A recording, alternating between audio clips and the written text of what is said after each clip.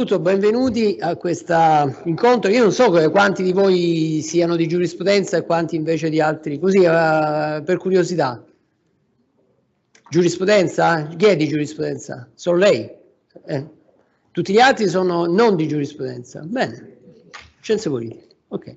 No, allora io vi do semplicemente il benvenuto e il saluto e volevo introdurre questo incontro perché appunto è dedicato esattamente a illustrare questi due corsi di laurea magistrale che noi abbiamo attivato come Dipartimento quest'anno. Perché l'abbiamo attivati? Ecco, prima di lasciare poi la parola alle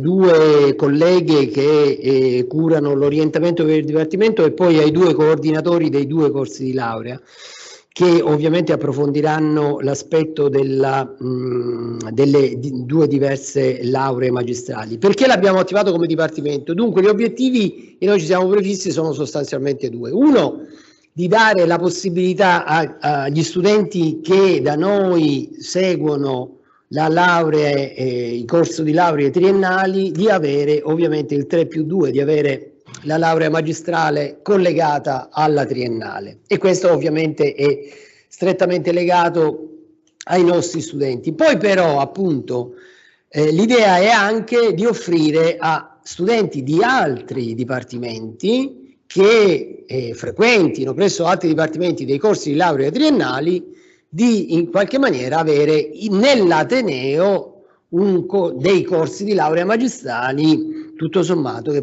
possano intercettare i loro interessi e quindi sono stati ritagliati questi due corsi di laurea proprio il più possibile tenendo conto di questi obiettivi. Ovviamente le due lauree magistrali, sebbene nascano con questa finalità, cioè di essere collegate a percorsi che gli studenti abbiano già in parte percorso appunto con le lauree triennali, non escludono la possibilità di essere frequentati questi due corsi di laurea magistrale anche da studenti già laureati, ad esempio in giurisprudenza nella laurea a ciclo unico o presso altri dipartimenti che abbiano già conseguito la laurea magistrale. Da questo punto di vista potrebbero trovare interessi questi due corsi di laurea perché in fondo offrono una formazione specialistica molto particolare, perché appunto guardano uno al rapporto tra diciamo nuove tecnologie e diritto, e qui appunto potrebbe effettivamente incontrare questo corso di laurea l'interesse sia di studenti già laureati in giurisprudenza che magari vogliano conseguire un secondo titolo, avendo tutta una serie di esami poi riconosciuti evidentemente nel passaggio a questa laurea magistrale, ma anche per esempio potrebbero incontrare interesse magari appunto di laureati in scienze politiche o in economia che in qualche maniera vogliono avere anche vogliono rafforzare la loro formazione in questo particolare settore del rapporto tra diritto e nuove tecnologie. Tra l'altro in questo caso il percorso della laurea magistrale si biforca in due curricula al suo interno, uno interamente in italiano, l'altro interamente in inglese, anche se il titolo poi è unico, appunto, la laurea è unica. E lo stesso discorso vale ovviamente per il secondo corso di laurea, quello in banca, di laurea magistrale, quello in banca e finanza, e anche qui ovviamente guarda un settore molto particolare, quello dei mercati finanziari, assicurazioni, mercati assicurativi e finanziari, e anche qui ovviamente mira a intercettare un interesse che potrebbe essere anche in questo caso di studenti che abbiano già una laurea o a ciclo unico o magistrale, che tuttavia vogliano anche qui rafforzare le loro competenze in questo settore molto particolare. Tra l'altro è un corso di laurea che anche a livello nazionale, diciamo, è attivo solo in poche sedi, quindi noi abbiamo tutto sommato valutato che effettivamente potrebbe incontrare l'interesse degli studenti dell'Ateneo, anche in questo caso ovviamente non solo degli studenti di giurisprudenza, anzi forse è molto più indicato proprio per studenti che vengano da altri, che abbiano un'altra formazione, appunto magari in economia aziendale o in economia o in scienze politiche.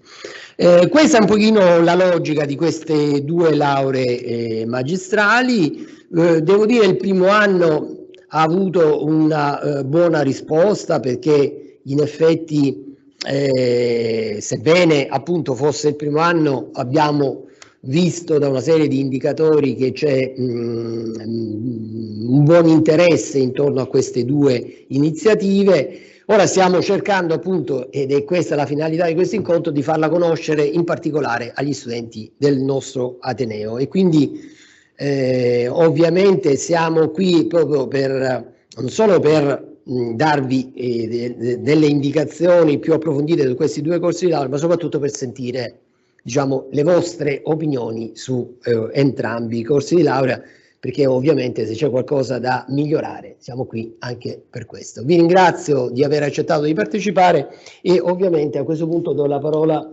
alle due professoresse Elisabetta Frontoni e Antonella Massaro, che sono le nostre due responsabili di Dipartimento per l'orientamento, che appunto hanno specificatamente questa funzione di orientamento in ingresso di studenti che siano interessati ai nostri corsi di laurea. Non so chi di voi inizia. Elisabetta, prego. Grazie direttore, buongiorno a tutti voi che siete in sala, ma buongiorno anche ai numerosi studenti che ci seguono da remoto. Sono molto contenta di questa iniziativa specificamente rivolta a queste due lauree magistrali. È la prima volta che organizziamo un'iniziativa di questo tipo. Di solito presentiamo la nostra offerta formativa in blocco, mentre questa volta abbiamo pensato, raccordandoci anche con l'Ateneo, ad una iniziativa mirata e quindi anche ad un pubblico, diciamo, di eletti, di pochi eletti che possono pensare ad un percorso di questo tipo. Ecco, queste due lauree in realtà sono però strettamente connesse alla nostra offerta formativa e soprattutto al nostro modo di concepire il diritto e la figura del giurista, di un giurista che è attento al mondo che cambia. Il diritto, voi sapete, non è altro che diciamo un prodotto dell'uomo per l'uomo, serve per regolare la nostra pacifica convivenza e il giurista è colui che è in grado di intercettare la società che cambia e deve intercettarla perché deve saper dare risposte a questa società che cambia, e quindi queste due figure, queste due lauree, questi due bienni specialistici sono stati proprio pensati in quest'ottica di un giurista che cambia insieme alla società e che dà risposte ad una società che diventa sempre più complessa e che continua ad evolversi. Quindi sono molto distanti dall'idea del giurista che mi fa notare teorico e poi del giurista col martelletto, come mi fa notare Antonella, con cui ci hanno voluto diciamo associare. In realtà questo giurista non è il giurista che va nelle aule dei tribunali, ma è un giurista che diciamo ha una competenza giuridica che va al di là delle classiche professioni forensi, del magistrato, avvocato e notaio. Appunto è il giurista del mondo che cambia, che deve avere delle competenze diverse. Ecco, come tutti i nostri corsi di laurea, anche questi due corsi sono caratterizzati da una particolare metodologia, che è una metodologia che insieme alle classiche lezioni frontali, che però da noi sono molto partecipate, c'è una grossa interazione. Del resto il nostro direttore vi ha detto: siete venuti qui non per sentire la nostra presentazione, ma perché noi vogliamo sentire la vostra opinione sui nostri corsi, quindi una sorta di inversione dei ruoli, ed è proprio quello che noi facciamo tradizionalmente nelle nostre lezioni. Quindi una lezione frontale di alto livello, ma partecipata e a cui si accompagna anche l'esperienza attiva da moltissimi anni ormai nel nostro Dipartimento delle cliniche legali, vale a dire di quei luoghi in cui gli studenti mettono in pratica quello che loro hanno imparato su casi pratici veri, reali, e quindi è una sorta di consulenza legale che viene offerta rispetto a questioni sorte attualmente, insomma, nella realtà. E quindi questa metodologia, che è una metodologia trasversale a tutti i nostri corsi, così come il tipo diciamo di università di dipartimento che siamo, in quanto siamo in un'università pubblica. Quindi noi abbiamo una particolare attenzione per il sociale e per la realtà che ci circonda. Siamo un'università che ha un'interazione con il territorio. Pensate che in realtà abbiamo anche pensato ad una riqualificazione del territorio. Questa era una fabbrica di vetri, da fabbrica di vetri bottiglie è diventata una fabbrica di sapere, proprio per un'idea di università che vive nel territorio e che ha un interscambio con il territorio. Abbiamo fatto per il trentennale della nostra università delle lezioni al mercato qui di Biostiense, quindi c'è questo stretto legame con il territorio, non solo quello circostante, ma in generale diciamo con la città e poi anche con l'Italia per quanto riguarda proprio la disseminazione del sapere. E poi ancora un'altra cosa che caratterizza il nostro tipo di approccio allo studio è un'attenzione per l'internazionalizzazione della ricerca. Abbiamo chiaramente attivi molti programmi Erasmus, abbiamo anche visiting professor che vengono nel nostro dipartimento. Ecco, questo tipo di scelte è un tipo di scelte che caratterizza tutta la nostra offerta formativa, quindi anche questi due corsi sui quali evidentemente non mi voglio intrattenere in questo momento per non sottrarre tempo ai colleghi che invece sono proprio qui per presentare i corsi, e quindi lascio la parola all'altra delegata per l'orientamento, la professoressa Massaro, che anche lei avrà qualcosa da dire in relazione a queste due lauree. Grazie. Grazie mille, buon pomeriggio a tutti. Sì, in realtà io ho poco da aggiungere rispetto all'ottima ed efficace introduzione del direttore e della collega Frontoni, e come anticipato abbiamo la fortuna di avere qui i coordinatori delle due lauree magistrali, quindi saranno loro che entreranno nei dettagli dell'offerta formativa.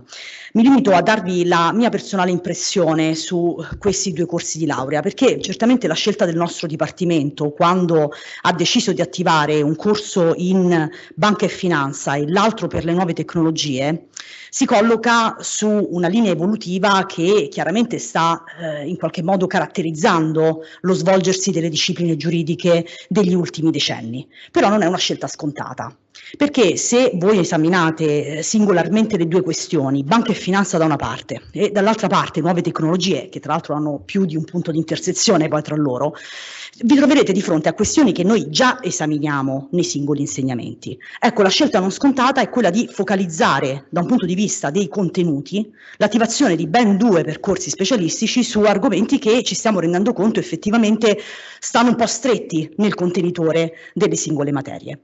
Ecco, io insegno diritto penale in questo dipartimento e quindi vorrei, un po' per competenza, un po' per comodità, darvi molto rapidamente una percezione di che cosa significhino questi due aspetti riferiti alla mia materia e perché il contenitore del solo diritto penale a un certo punto diventa troppo stretto per assecondare le esigenze di formazione ma anche nostre di ricerca in riferimento a questi temi. Fino a qualche decennio fa, quando noi parlavamo di diritto penale dell'economia, facevamo riferimento a qualche cosa di nicchia, che si stava appena affermando, tanto da un punto di vista operativo, quanto e forse soprattutto da un punto di vista teorico, di ricerca. Chi si occupava di diritto penale dell'economia era forse una manciata di professori che tentavano di capire se e come le categorie di un diritto penale tradizionale, ritagliato sulla persona fisica, potesse adattarsi al nuovo svolgersi del mercato.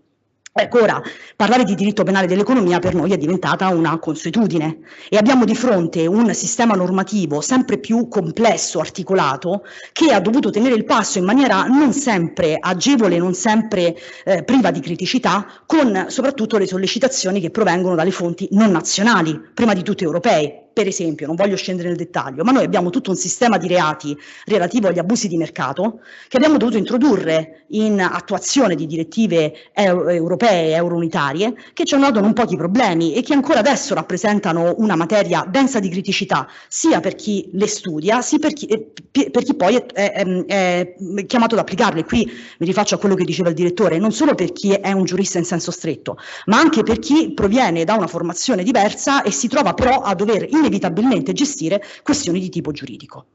La questione è ancora più evidente per le nuove tecnologie. Noi ci troviamo a dover gestire ora fattispecie di reato che senza il computer e senza internet non avrebbero proprio avuto senso. Per esempio, che succede se qualcuno abusivamente utilizza le mie credenziali dell'account di Ateneo per accedere alla mia casella di posta elettronica istituzionale?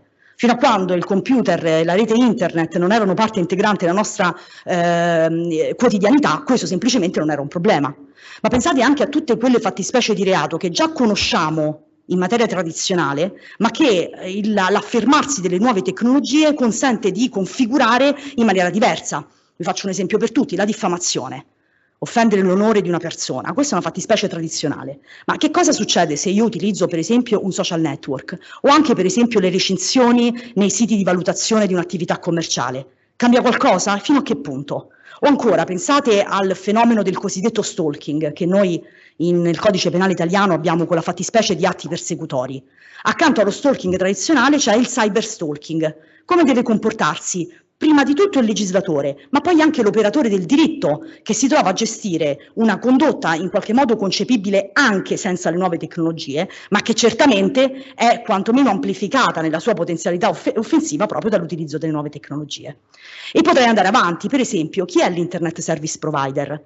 Se YouTube non rimuove certi contenuti, sarà responsabile da un punto di vista civile, ma anche penale? Il meccanismo di un funzionamento di un social network come Facebook, che è diverso da quello di una community, ha qualche cosa a che vedere con la responsabilità di chi opera in questi ambienti?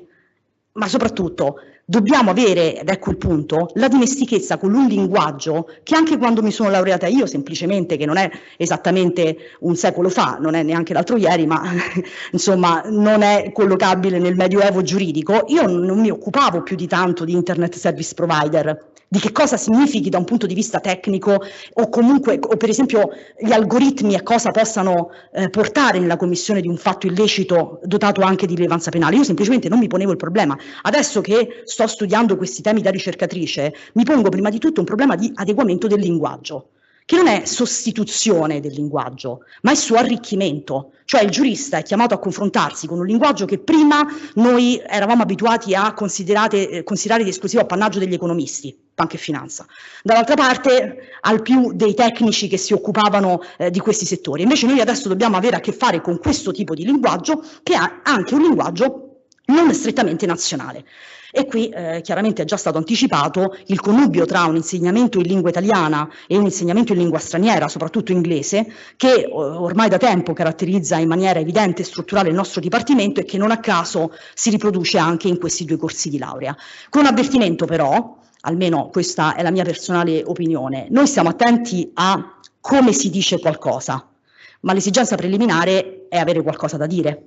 E credo che la scelta del Dipartimento di concentrarsi sui contenuti, con una scelta per certi aspetti coraggiosa, cioè tagliare 2 percorsi formativi specialistici su esigenze così chiaramente dettagliate, vada nel senso di porsi un problema preliminare di contenuti e poi di porci insieme a voi un problema di come questi contenuti veicolarli. Vi ringrazio per l'attenzione. Bene, grazie.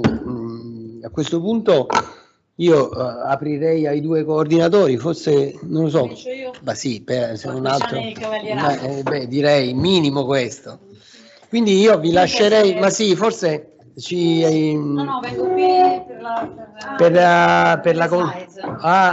Le slides. Sì. Ok. E però dovresti usare questo microfono. Ah, ok. Arriva? Sì, l'ho messo sullo schermo. Okay. Quindi dovrebbero vederle. Hai fatto la condivisione? Non lo so. Sì, si vedono. Me l'ha sistemato il tecnico, quindi no. Siamo tecnologicamente avanzati, non solo abbiamo un corso di laurea dedicato, ma anche le competenze tecniche e l'espertise, non solo la forma ma i contenuti, come giustamente la mia collega ricordava. E dunque io vorrei presentare brevemente questo corso di laurea in banca e finanza. Come i miei colleghi hanno brillantemente anticipato, l'idea di costruire un percorso dedicato a questa materia nasce perché l'esperienza professionale ci ha insegnato che è una materia caratterizzata da un elevato grado di aspetti tecnici che si discostano un po' dal diritto che studiate nei primi anni dell'università e fra tutti gli esami che voi studiate nei primi anni non c'è il tempo di approfondire in maniera adeguata alcune di queste materie come banca e finanza, che hanno un loro costrutto anche dal punto di vista giuridico specifico. Non si tratta solo di adeguare agli istituti tecnici un po' che noi prendiamo dall'economia un linguaggio giuridico, si tratta di costruire regole in funzione di alcune esigenze tecniche e in questa materia abbiamo avuto anche contezza di molte richiesta da parte del mondo sia delle professioni sia del mondo dell'impresa di avere persone già abbastanza formate tecnicamente in modo tale da poter essere subito inseriti in maniera coerente all'interno di un percorso di lavoro.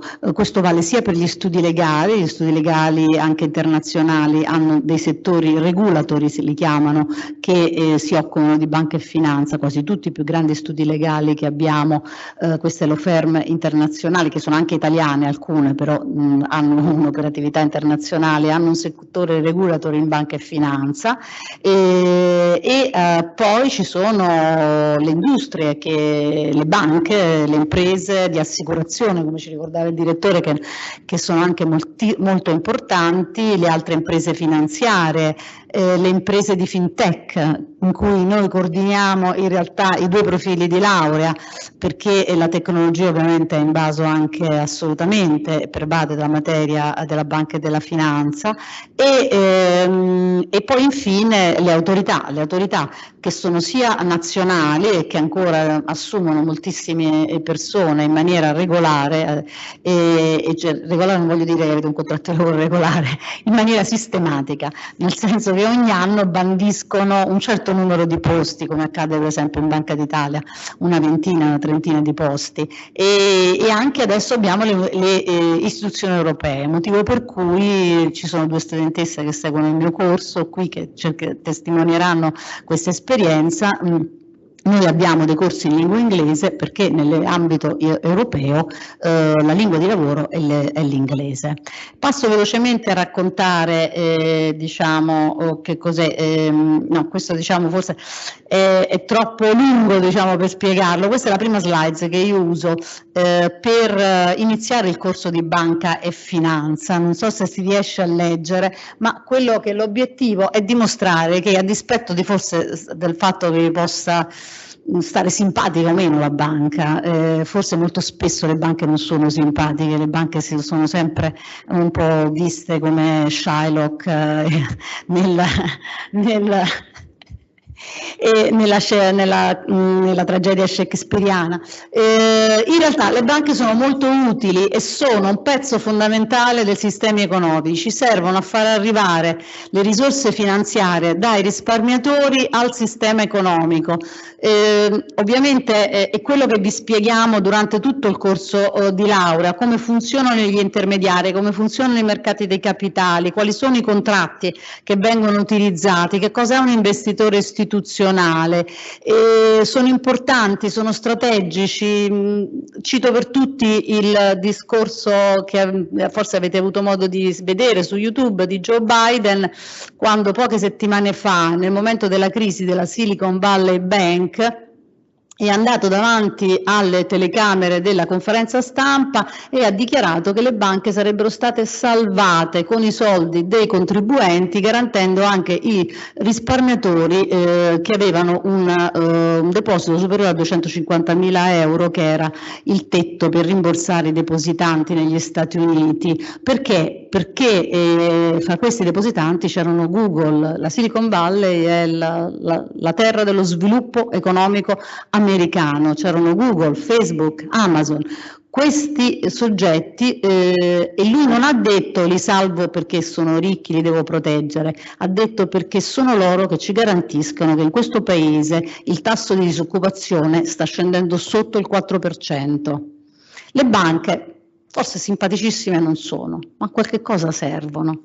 E c'è molta opportunità di lavorare in questo settore, proprio perché sono fondamentali. Rapidamente vado a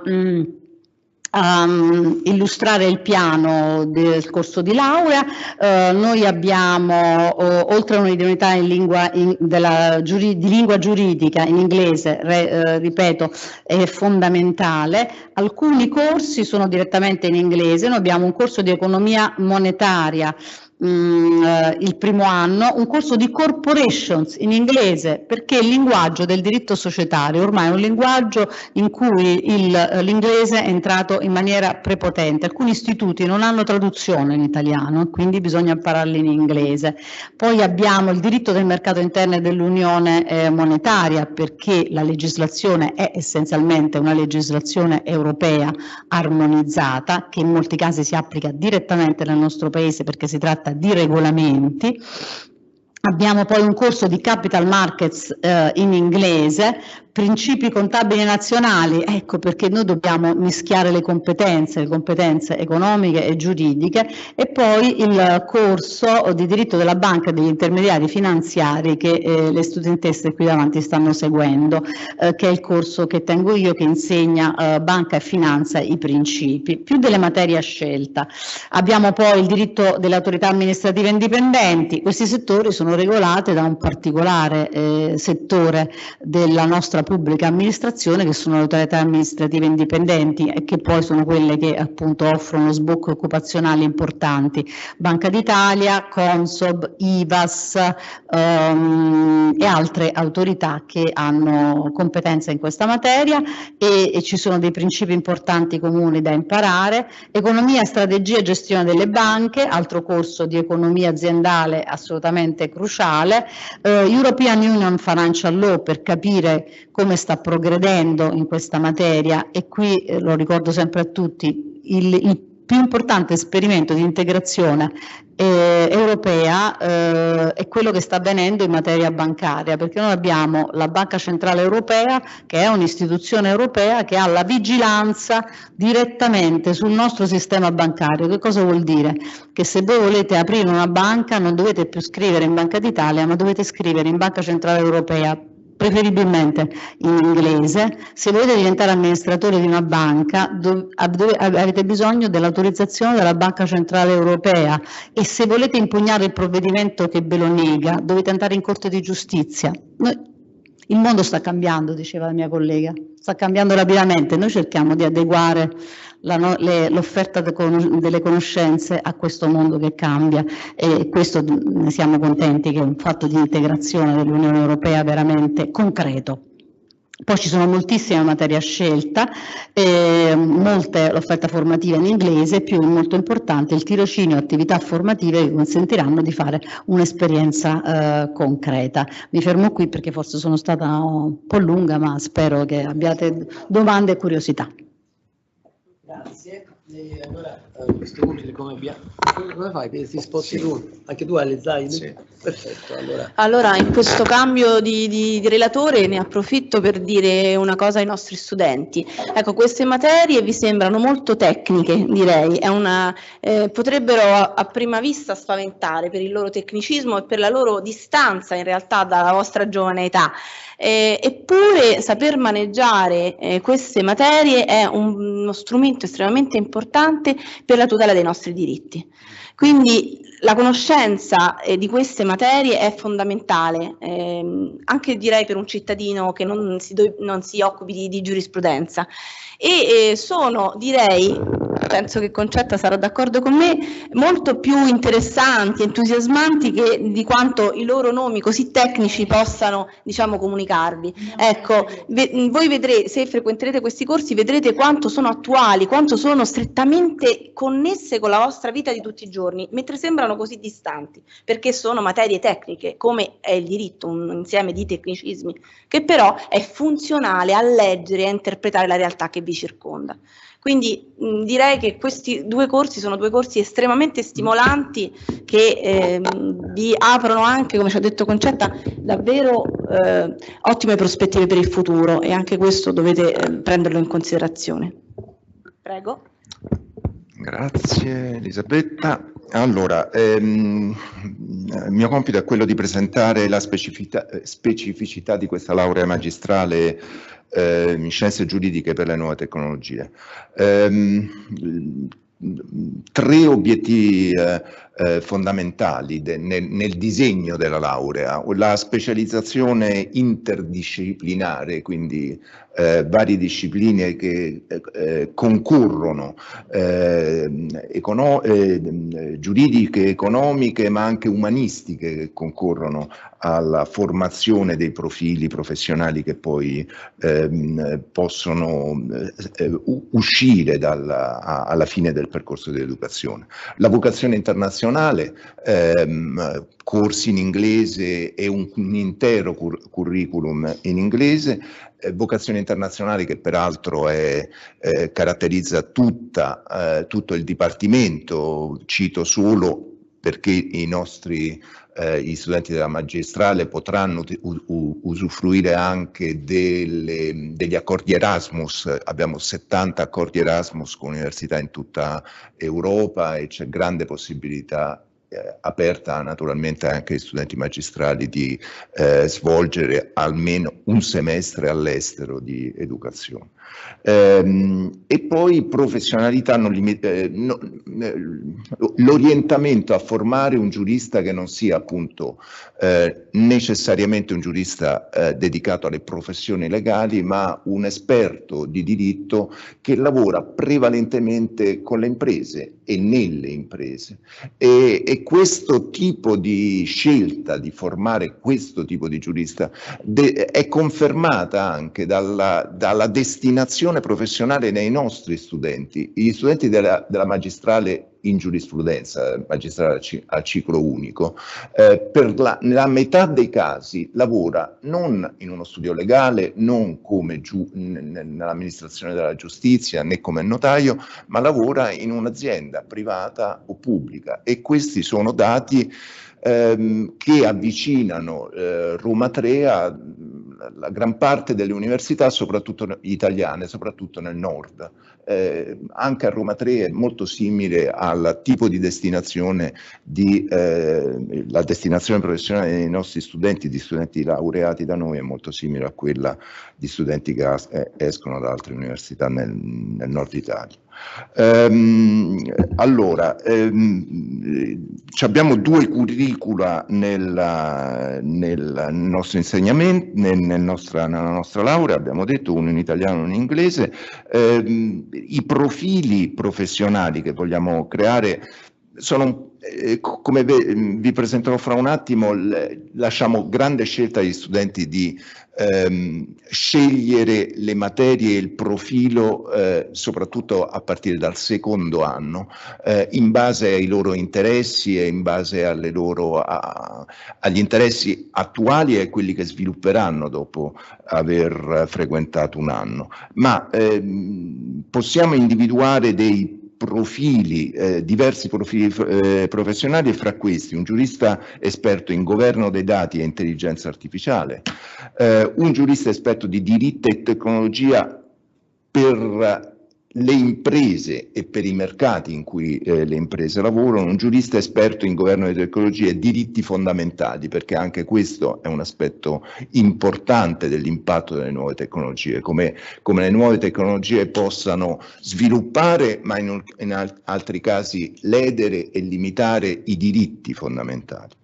I requisiti per l'ammissione alla nostra laurea sono la laurea triennale in scienze giuridiche e oppure altre lauree triennali a patto che 48 crediti siano stati già acquisiti in 2 aree disciplinari tra economico, aziendale, giuridico, ingegneristico, informatico e matematico-statistico. Quindi si può accedere anche con lauree che non siano giuridiche, ma avendo 48 crediti, e 48 crediti sono quanto? Insomma, 5 o 6 esami in un ambito, in almeno 2 di quegli ambiti lì. Quindi sentivamo prima che c'erano qui presenti degli studenti di scienze politiche. Gli studenti di scienze politiche in genere non hanno alcun problema a raggiungere i requisiti che sono stati stabiliti. Comunque possiamo approfondire la questione dopo con vostre domande. Il curriculum italiano è quello sul governo dei dati e intelligenza artificiale. Qui avete proiettato alcuni degli esami, c'è un'introduzione alle tecnologie digitali, perché vogliamo formare dei giuristi che non siano degli esperti di tecnologia, ma che abbiano le conoscenze per dialogare con degli esperti di tecnologia, e quindi ci sono dei corsi che prevedono proprio delle introduzioni alla tecnologia, l'introduzione ai principi di base, a un vocabolario, a delle competenze che permettono poi di interagire con dei tecnici.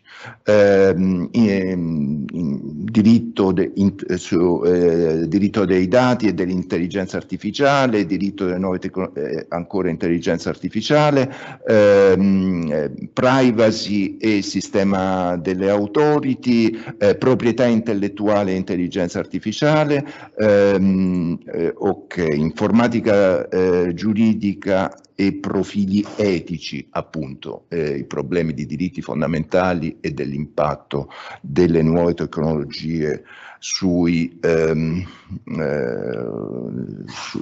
diritti fondamentali. Allora, poi diritto processuale digitale, diritto europeo delle piattaforme digitali, amministrazione digitali, diritto penale dell'informatica e della cyber security. Quindi questi sono gli esami fondamentali più esami a scelta. Tirocinio.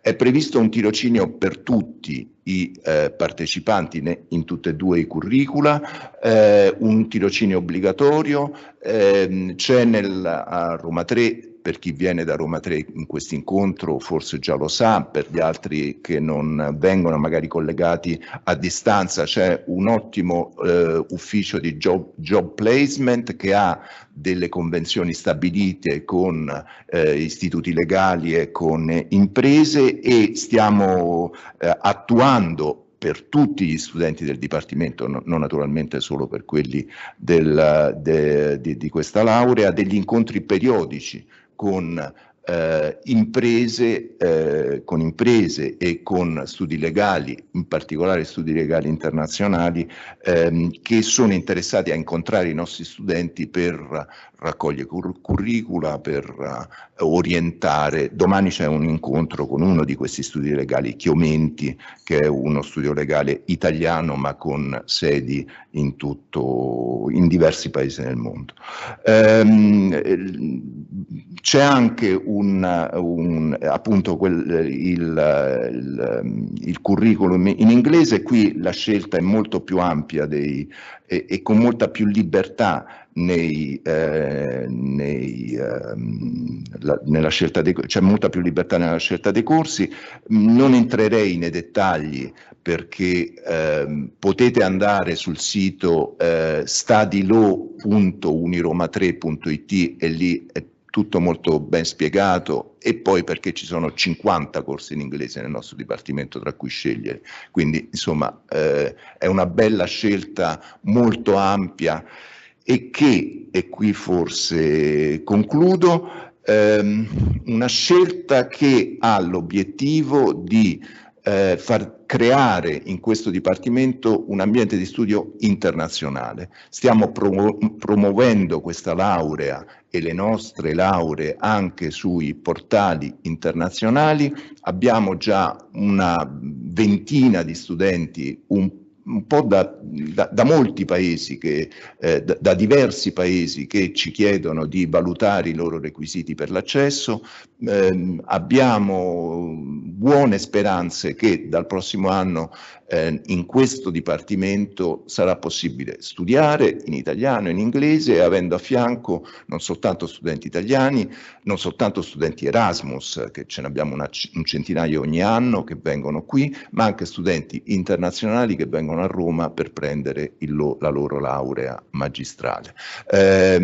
A questo riguardo adesso parleranno gli studenti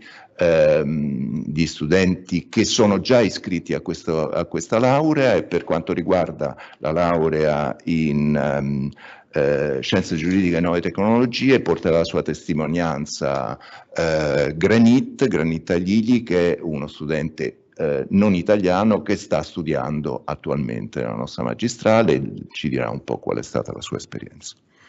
E poi per la Banca e Finanza? Per Banca e Finanza, No. Lei Aligli. Sì. Quindi iniziale. Prego. No, you should come here because there are people connected on the net.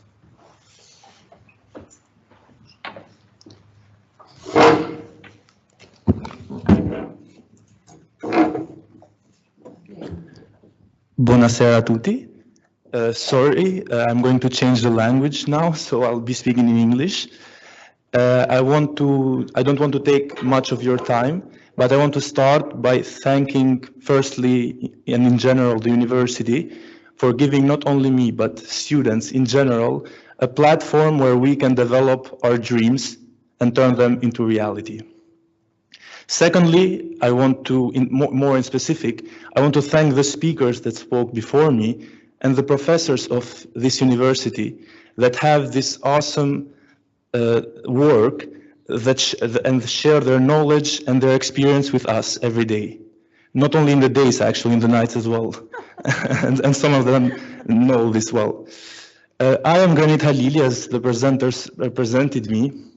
I'm an international student here at Roma 3, and I come from Albania.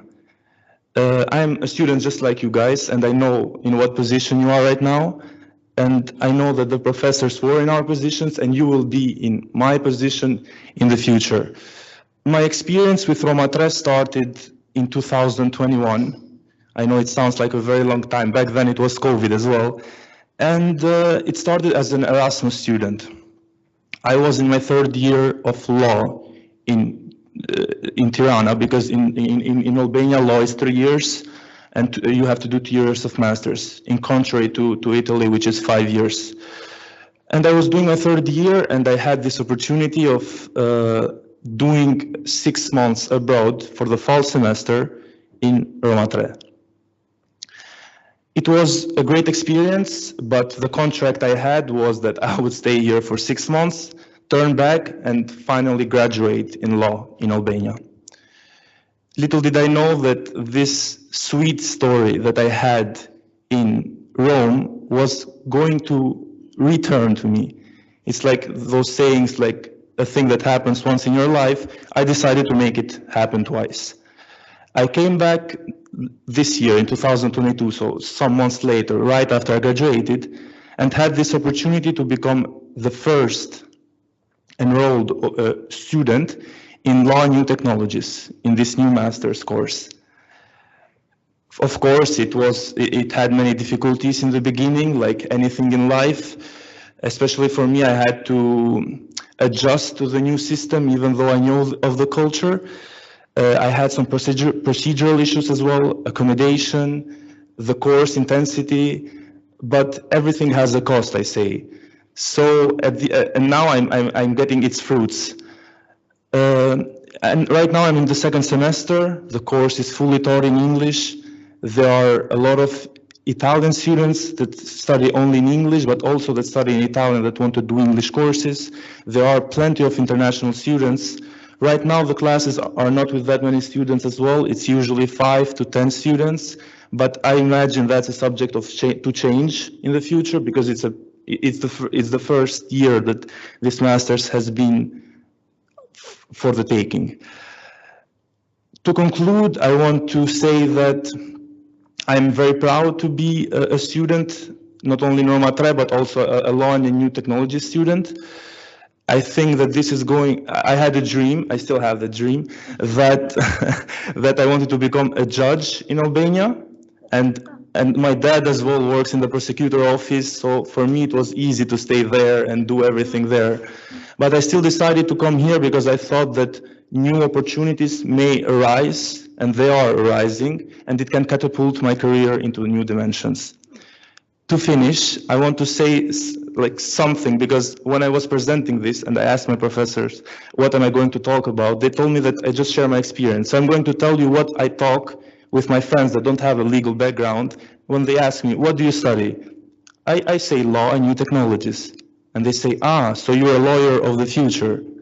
And I say, no, I'm a lawyer of today. I'm a lawyer of now. Thank you.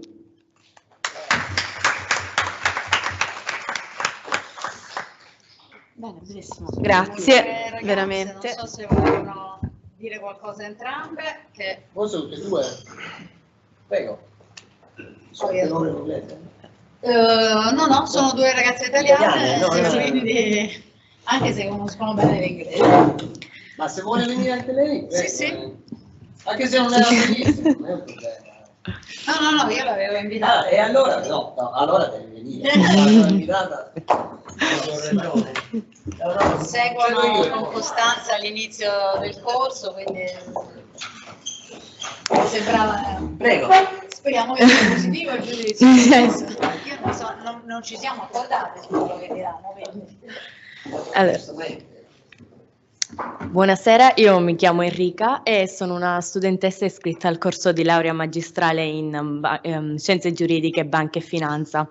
Lo scorso ottobre ho intrapreso questo nuovo percorso e non posso negare che all'inizio avevo qualche timore al riguardo, poiché durante il corso di laurea triennale non avevo trattato degli argomenti legati al settore bancario e finanziario. Questo primo momento però è stato superato seguendo le lezioni tenute dai professori e usufruendo anche della disponibilità dati da quest'ultimi nel organizzare degli incontri e porre domande nel caso in cui qualche argomento spiegato durante le lezioni non fosse stato abbastanza chiaro. Ho scelto di iscrivermi a questo corso di laurea magistrale poiché ritengo che riguardi dei settori in continua evoluzione ed espansione. Infatti lo scorso mese noi studenti abbiamo partecipato ad un convegno organizzato in questo Dipartimento che aveva ad oggetto la digitalizzazione degli sistemi di pagamento proprio a riguardo di una società che è sempre più digitale, insomma. Credo che offra degli importanti e degli interessanti sbocchi lavorativi e mi auguro che un giorno potrò farne parte anch'io. Grazie. Prima di tutto vorrei ringraziare appunto i nostri professori, il direttore del Dipartimento per questa bellissima opportunità. Io mi chiamo Ariam e anch'io seguo il corso di Scienze Giuridiche, Banca e Finanza. Non so se lo sapete, ma io non vengo da Dipartimento di Giurisprudenza, ma sono una studentessa di Scienze Politiche, Roma 3, e quando stavo facendo le procedure appunto per l'iscrizione, lì per lì ho detto, ma io non ho, a parte qualche materia di diritto che ho fatto alla triennale, di diritto per come la intendono qui a Giurisprudenza, io non so abbastanza, infatti lì mi sentivo molto titubante nella mia scelta. Come ha detto Enrica, avevo molti timori e tra l'altro non soltanto per la materia giuridica, ma anche per le materie che sono molto tecniche. Ad esempio al primo semestre noi avevamo la materia di economia monetaria e lì per lì ho detto parlo con voi di scienze politiche che avete fatto economia politica, che lì da noi forse potrebbe essere un po' difficile, e poi uno pensa ma economia politica è molto difficile, ma non è stato affatto questo, perché il professore che lo insegna molto, molto preparato e ci ha messo sin da subito nel nostro agio, e nell'introdurci nuovi concetti che per noi almeno per me fino a quel momento erano concetti estranei, ci ha reso la materia molto semplice e sin da subito siamo addentrati nella materia e non abbiamo avuto nessuna difficoltà nella comprensione anche di concetti molto più complessi più avanti, e così anche è stato per le altre materie che sono insegnate in lingua inglese. Io fortunatamente sono bilingue, quindi parlo sia inglese che italiano e non ho avuto nessuna difficoltà su questo fronte, ma anche lì il linguaggio che viene usato è molto tecnico e per come sono insegnati al primo semestre noi abbiamo avuto corporations che il professor Guaccero veramente, se seguite le sue lezioni, la prima lezione forse non capirete tanto perché ha iniziato a chiederci ma il diritto veramente serve per le imprese? Lì io ho passato una settimana a chiedermi ma serve veramente o no? Tra le prime risposte che ho dato al professore era ad esempio il diritto di proprietà. Se io vado ad un'azienda ad acquistare un bene, secondo il diritto io godo di un diritto di proprietà su quella cosa, ma neanche lì era la risposta giusta. Però più avanti, secondo le lezioni, ho capito a cosa serve veramente il diritto per le aziende in questa società sempre più moderna, e vi consiglio con tutto il cuore se avete intenzione di iscriversi a questo corso, di farlo, perché non ve ne pentirete e ci aprirà a tutti quanti nuove opportunità che speriamo di avere in futuro. Grazie.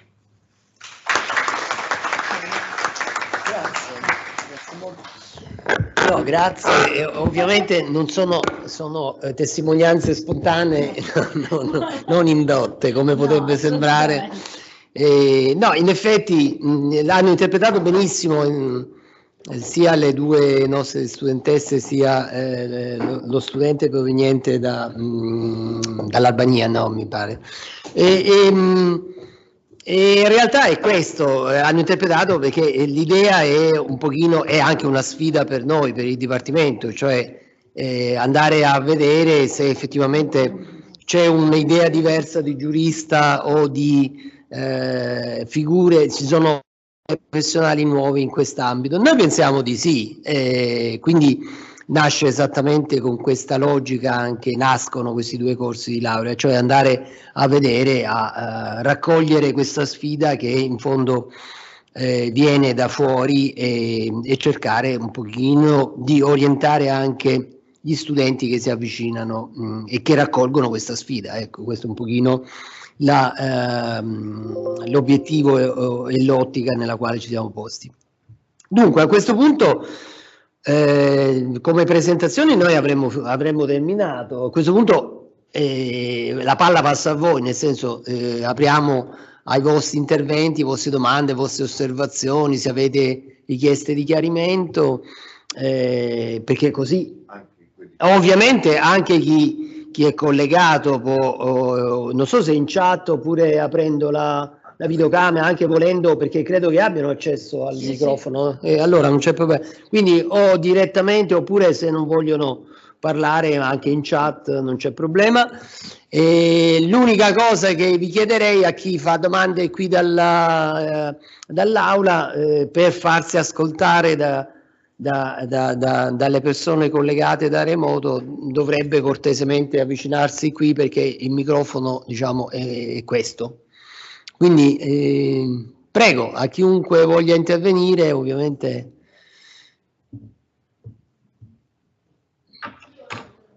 Prego. Certo. Vabbè, la riporto io, non c'è problema.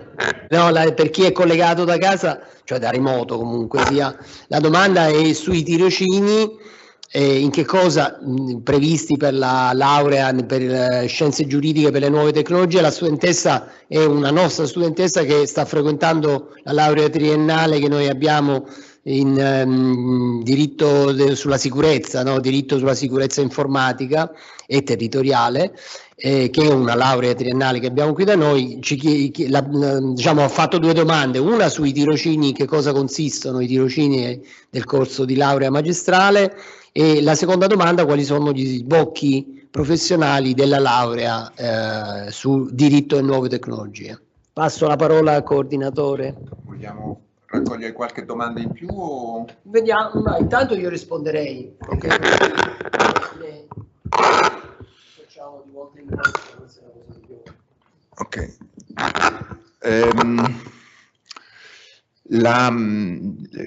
Quando abbiamo disegnato questa laurea, come l'altra, anche c'è una domanda forse da remoto, sì, poi la vediamo. Così come quella in banca e finanza, abbiamo fatto, anche perché la normativa ce lo impone, degli incontri con imprese, con quelli che vengono chiamati stakeholder, sarebbero i portatori di interesse.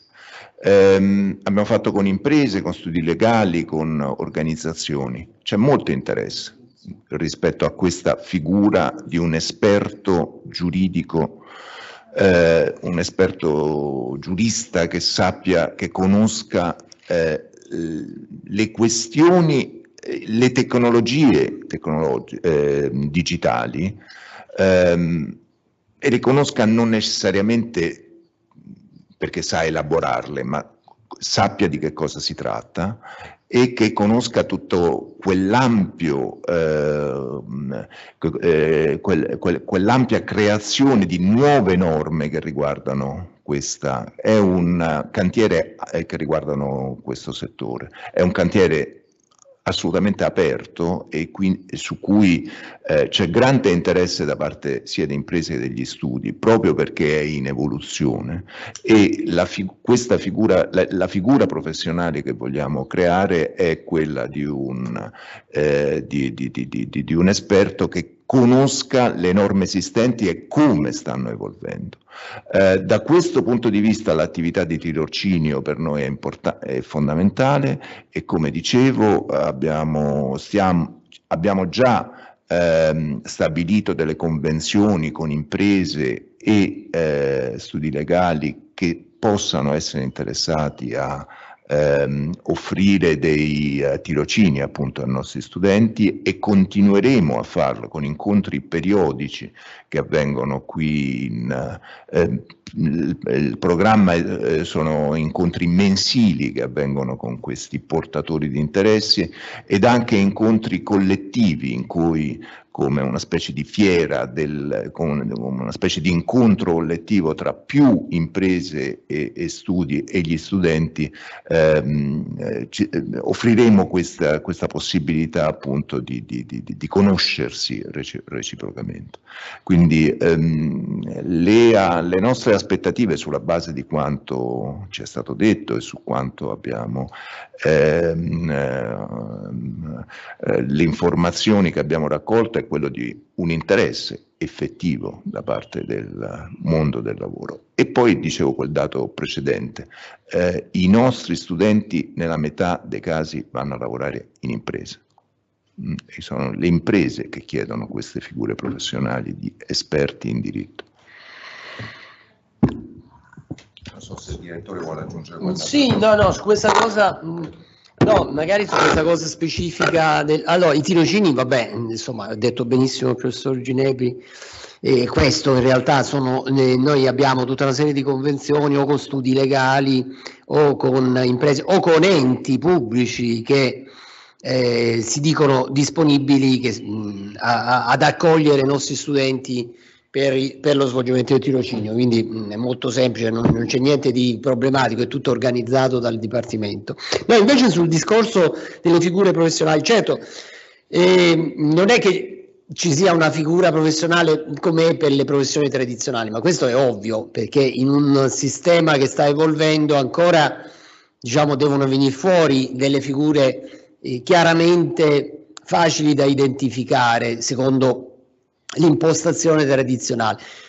però che ci sia un interesse in quest'ambito ad avere in entrambi gli ambiti, questo discorso vale tanto per banca e finanza quanto per l'altro, cioè l'idea è, diciamo, in entrambi i campi avere un giurista che abbia le competenze specifiche, da un lato per affrontare le tematiche legate al sistema, ai sistemi finanziari, ma da giurista, non da economista, da giurista, che abbia le competenze giuridiche per affrontare quelle tematiche che emergono ogni giorno, che noi leggiamo anche sui giornali ogni giorno, da appunto dal default delle banche a tutta la serie di scambi commerciali e finanziari fatti attraverso le nuove tecnologie. Dall'altro c'è anche invece sul versante della laurea, quella in diritto per le nuove tecnologie, anche in quel caso in effetti ci sono tutta una serie di tematiche legate, diciamo, non necessariamente all'intelligenza artificiale, ma insomma il mondo è quello, ed è chiaro che su quel versante emergono tutta una serie di profili giuridici, dalla tutela dei diritti personali, che è il primo che viene in mente, al diritto alla privacy, ma anche ai diritti appunto tradizionali interpretati o esercitati con le modalità nuove che emergono dalle nuove tecnologie. Anche il diritto di proprietà, per esempio, cambia ovviamente alla luce delle nuove tecnologie. Quindi in qualche maniera è formare un giurista non sulla base delle competenze tradizionali del giurista, ma sempre un giurista che tuttavia ha le competenze giuste per muoversi in questi ambiti, che sono ovviamente nuovi e che per un giurista tradizionale presentano, pensiamo, delle difficoltà, cioè comunque evidenziano dei limiti che invece il giurista specificatamente formatosi all'interno di questi percorsi formativi, pensiamo, non abbia. Ecco, questa è un pochino l'idea. Per questo dicevo, tutto sommato, queste due essere di interesse anche per un giurista che già abbia preso la laurea tradizionale in giurisprudenza, perché in fondo non è che va a ripetere cose che ha già fatto, ma semmai a svolgere, anzi ad applicare meglio le competenze che ha acquisito su un versante o su versanti completamente nuovi. E questa, diciamo, anche per noi è una novità, non è che noi abbiamo risposte in tasca da dare, questo no, però il bello è anche questo, in fondo, diciamo, per chi non vuole il percorso già segnato, questa è la sfida. Cioè si mette in discussione e cerca di inventarsi anche delle professioni nuove, avendo però le competenze giuste. Quindi noi facciamo il nostro nell'offrire le competenze, poi tutto il resto è tutto da scrivere, diciamo, mettiamola così. C'era una domanda anche da casa, da remoto? Sì. Ma dov'è, in chat? Sì, ce l'ho qui, sono... allora ti passo il microfono. Allora, c'era Chiara che chiedeva: salve, buonasera, volevo chiedere se il corso di diritto delle nuove tecnologie sia equiparato a una laurea magistrale in giurisprudenza in relazione alle possibilità di partecipare ai concorsi pubblici. Allora, per quanto riguarda i concorsi pubblici, per entrare nella pubblica amministrazione è una laurea magistrale, quindi come per tutti i concorsi in cui si chiede una laurea magistrale, è una laurea magistrale come le altre. Non è una laurea equiparata, è una laurea che non dà accesso però ai concorsi per le professioni forensi. Questo non esclude che una volta laureate, che si raggiunga la laurea magistrale, si possa chiedere di iscriversi alla laurea magistrale a ciclo unico chiedendo il riconoscimento degli esami che sono stati fatti. Questo è possibile, è previsto e avendo sostenuto un buon numero di esami di diritto potrebbe dare la possibilità di raggiungere anche la laurea, di ottenere anche la laurea magistrale con un numero limitato di esami ulteriori, di corsi ulteriori da sostenere. Sì, si posso aggiungere. Ovviamente questo discorso vale sia in un senso che nell'altro, cioè può essere lo studente, diciamo, che ha conseguito la laurea in giurisprudenza che si iscriva a uno di questi nuovi corsi di laurea magistrale chiedendo il riconoscimento di tutta una serie di esami che già ha sostenuto nell'acquisire la laurea in giurisprudenza, e quindi in questo caso ovviamente acquisirà una seconda laurea ma anche delle nuove competenze specifiche in questi settori. Oppure il contrario, studente che consegua la laurea magistrale in una di queste due lauree magistrali, che a un certo punto si, diciamo, innamora del diritto e dice voglio prendere anche la laurea in giurisprudenza, proprio per qui aprirsi, diciamo, più possibilità dal punto di vista lavorativo, perché la laurea in giurisprudenza consente appunto di svolgere le professioni tradizionali di avvocato e magistrato, questo è avvocato, magistrato e notaio, quelle rimangono,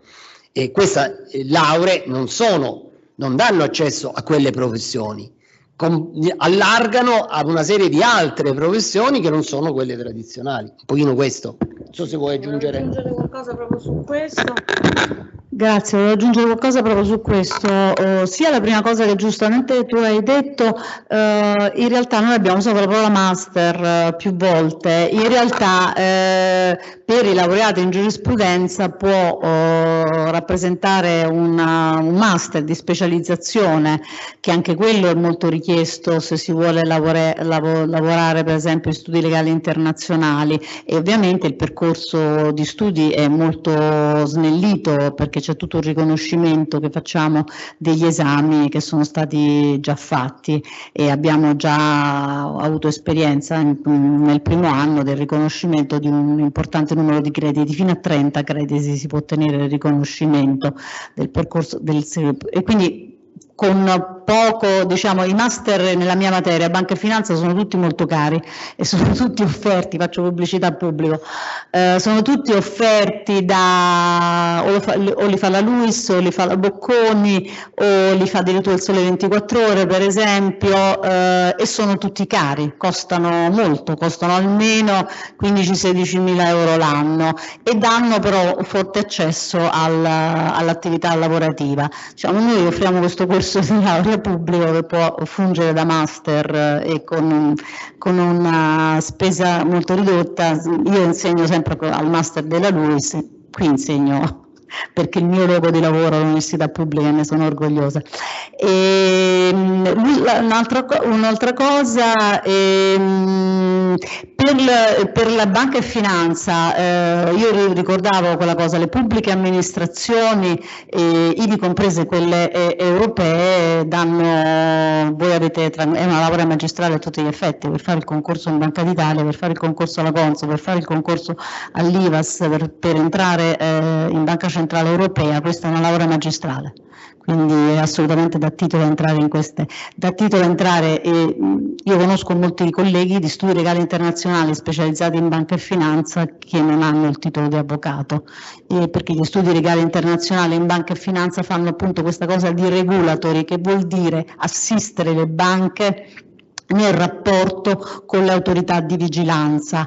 Regulatory vuol dire, molti ragazzi lavorano in studi legali internazionali per le emissioni di azioni e obbligazioni, si chiamano uffici compliance, cioè verificano che l'azienda rispetti le regole di vigilanza, oppure per esempio le emissioni di obbligazioni sono numerosissime, sono molto redditizie per gli studi legali, ci sono tantissimi ragazzi che vengono assunti perché sanno le regole che funzionano per le emissioni azionarie e obbligazionarie, e non si va in tribunale, non è richiesta non si fa contenzioso, ci sono settori contenzioso e settori regulatori in questi anni di studi legali internazionali, quindi sono tutte opportunità. Aggiungo solo una cosa che mi è venuta in mente, ma per sottolineare, diciamo, la novità di questi corsi là. Dunque, nel nostro ordinamento universitario questa classe di laurea in scienze giuridiche è stata istituita nel 2018, quindi noi l'abbiamo attivata nel 2022, quindi non è che tutti i dipartimenti di giurisprudenza abbiano attivato corsi di laurea in questa classe che è scienze giuridiche, perché è una classe che è stata attivata solo di recente. E in particolare poi in questi due settori ancor meno, diciamo, questi due settori sono molto specifici, ma appunto noi pensiamo che in effetti siano due settori dove c'è una grande possibilità di sviluppo in futuro, e quindi questa ovviamente è la nostra impostazione. Allora, direi che adesso vi diamo proprio un taste di quello che abbiamo detto fino adesso, e quindi vi facciamo partecipare a 2 lezioni, non mini lezioni, ma lezioni vere e proprie che si tengono presso il nostro dipartimento, che sono una tenuta dal professor Zeno Zenkovic e un'altra di Banca e Finanza tenuta da Giulio Sandrelli. Da Giulio Sandrelli. Una si tiene qui nell'aula 9. L'altra in aula 12. In aula 12. Ma in nell'altro dipartimento, nell'altro edificio, l'ex sì, in via Ostiense 139. Quindi sono così però devono andare. Sì. No, ora, se ci sono altre domande. Vabbè, noi siamo qui se qualcuno volesse domandarci ancora qualcosa. Andate alle lezioni, perché le lezioni sono proprio il modo migliore per vedere se una cosa vi piace, vi interessa, vi può stimolare la vostra curiosità. Un'altra domanda vuole fare? C'è una domanda qua. Ecco, queste noi non le vediamo. Allora, c'è una domanda di Francesco. Sarebbe possibile il riconoscimento di esami, considerato che almeno io provengo da un corso di laurea di giurista di impresa e delle nuove tecnologie, ho visto alcune similitudini. È possibile, ma se sono esami che lei ha sostenuto in un corso magistrale, perché gli esami sostenuti nell'ambito di un corso triennale non possono essere riconosciuti come competenze ulteriori, perché la laurea triennale è il requisito per l'accesso. Cioè quelli le sono serviti per acquisire la laurea triennale, quindi non è che se li possa giocare poi per prendere la laurea magistrale, sarebbe un controsenso. Ovviamente se invece ha acquisito queste competenze in una laurea magistrale, ora nel caso specifico non è chiaro, diciamo, se si tratti di una laurea triennale o di una laurea magistrale, questo è un giurista d'impresa. In questo caso ovviamente sì, ci sarà riconoscimento. No, l'ultima cosa volevo dire, tenete presente anche il fatto che, non so quanti di voi sappiano, ma il nostro ordinamento da un anno circa consente la possibilità di iscriversi contemporaneamente a più corsi di laurea, cosa che nel passato era vietato, quindi in teoria, diciamo, se siete particolarmente bravi, ma diciamo, non mettiamo limiti almeno, potreste anche decidere contemporaneamente di iscrivervi tanto a giurisprudenza quanto a uno di queste lauree, o addirittura non scrivervi a giurisprudenza e scrivervi a entrambe le lauree magistrali, va bene? O tutte e tre, cosa che non è impossibile. Bene, grazie ancora e buona lezione per chi continuerà a seguire le lezioni.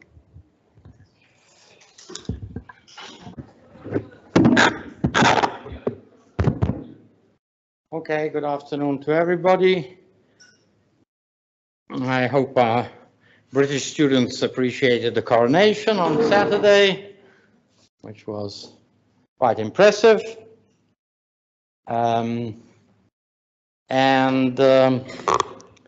Let's just to finish the topic of jurisdiction. We saw how this notion of jus dicere and the relationship between the whole legal system and the courts is significant, and how especially in the Anglo-American model, the role of the courts always has been central, especially in the development of the English common law, starting from the Middle Ages onwards. Now, what is a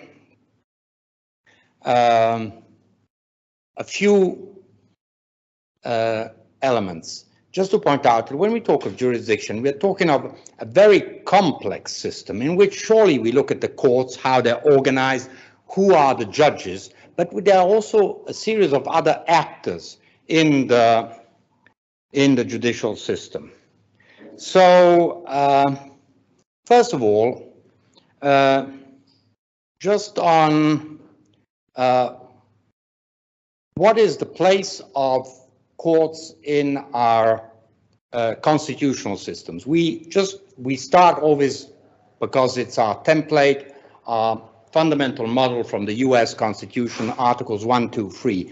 And we know that, historically, the Americans tended to sort of say the least evident of the powers. So the main powers are legislative power, executive power, and then there's the judiciary. While here we see that growingly the role of the judiciary is significantly increases, especially since we have both in the US, in the UK, and in Europe insisted very much on the rule of law. And one of the principles, if you go back to those slides I gave you a few weeks ago on the rule of law, the idea that any decision by a public authority should be subject to scrutiny by the courts, whatever. It could be of a very small administrative body, or it may be of the main of Parliament, but they must be some kind of judicial scrutiny. So this is when you start saying that everything from the law down to any administrative decision is and should be undergo, if it is challenged, some kind of control by the judiciary, you are saying that the judiciary has a place and a very important role in verifying if the legislative body or the executive body comply with the rules that the judiciary has set. We know that by now, we should know that, I mean, just like in the US, the Constitution, yes, we know the 7 articles and 10 amendments, or rather 23, 24 amendments. That is the written Constitution, but the real effective Constitution is the case law of the Supreme Court. So this is just to show you that when we look at what the law is in a country, we have to look at the courts. And so we see that the role of the courts is growing, increasing, and in its scrutiny over both the legislative power and the executive power. So just to point out that this, when we're in a democracy, we are particularly sensitive to this issue, to the balance of powers, to avoid that the legislative power invades, impinges the power of the executive, vice versa. During the pandemic, this was typical. We saw that everything was decided by the executive power. The Parliament couldn't even join, couldn't even meet because of the pandemic, or rather could hypothetically meet at a distance, but the systems were still inefficient. So Parliament, it was all emergency decisions by our governments. So you see that, you want to avoid that there's, each power enters in the field and somehow limits what are the constitutional competences of the other powers. We want this balance of powers, checks and balances, the typical American model. So the point is, checks and balances, yes, on the legislative, that's fine, because if the Parliament does a law which is against the Constitution, the Constitutional Court will strike it down. Control over the acts of government, because if the acts of government are contrary to general principles or the Constitution or of primary law, the courts will strike it down. The question we ask ourselves in our democratic systems, who controls the controllers, that is the courts. I'm just putting this as a question because this is a growing issue all around our democratic systems. Wherever we are, we ask ourselves, yes, it's very fine that the courts control Parliament and control the executive, the government, but who's going to control the courts? So this is a theoretical issue, very significant. We do not find, the solution. I mean, the solution could be, the sort of the Israeli government that says, oh, we're going to pack the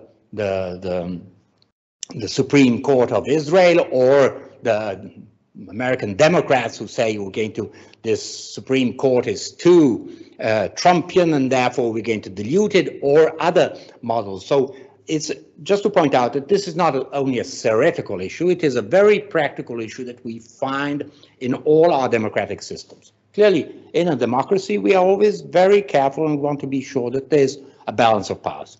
Then, surely we have this growing role of the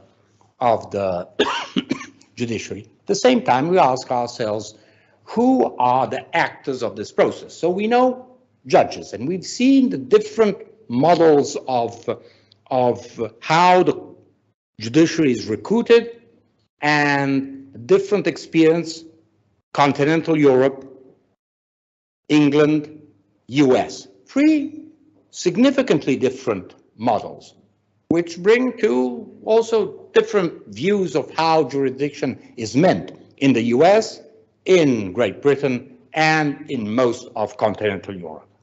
So this first point is the role of universities. I mentioned before that in the history of English law, universities played no role. No lawyer until well into the 20th century had ever gone to university.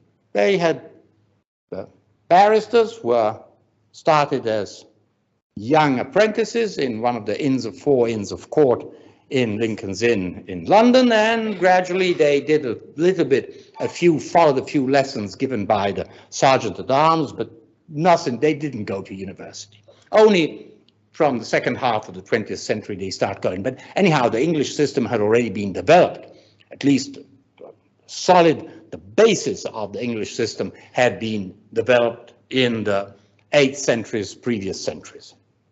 So just to point out, we've seen that the US, in continental Europe, instead, we see this issue, Bologna University, which is, we must remind us, 1088, Bologna University is founded, and it is founded, the first faculty is the law faculty. So you start, you think of the idea of a university, and you say, what faculties are we going to have?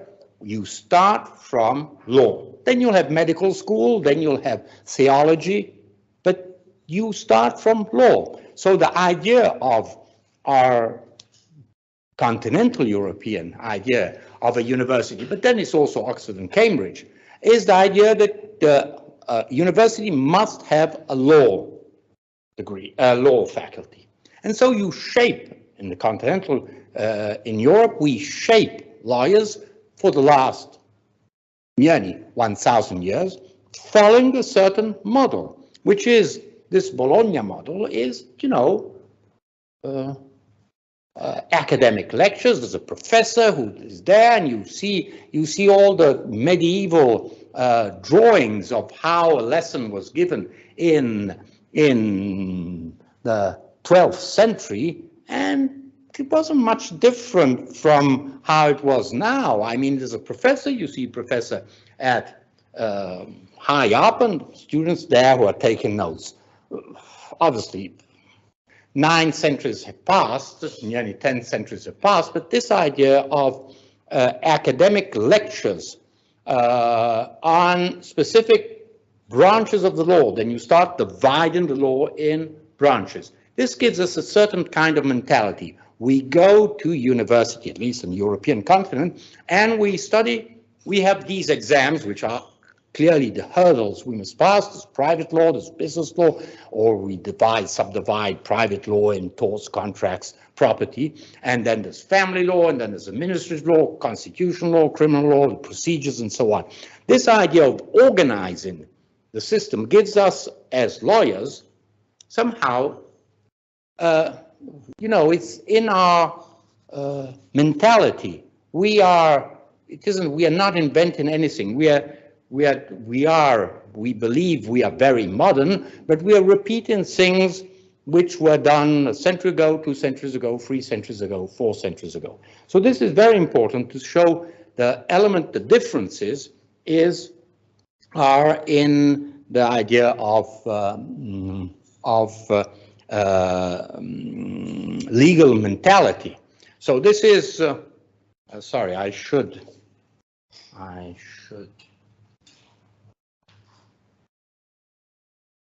hope, I don't know if I've,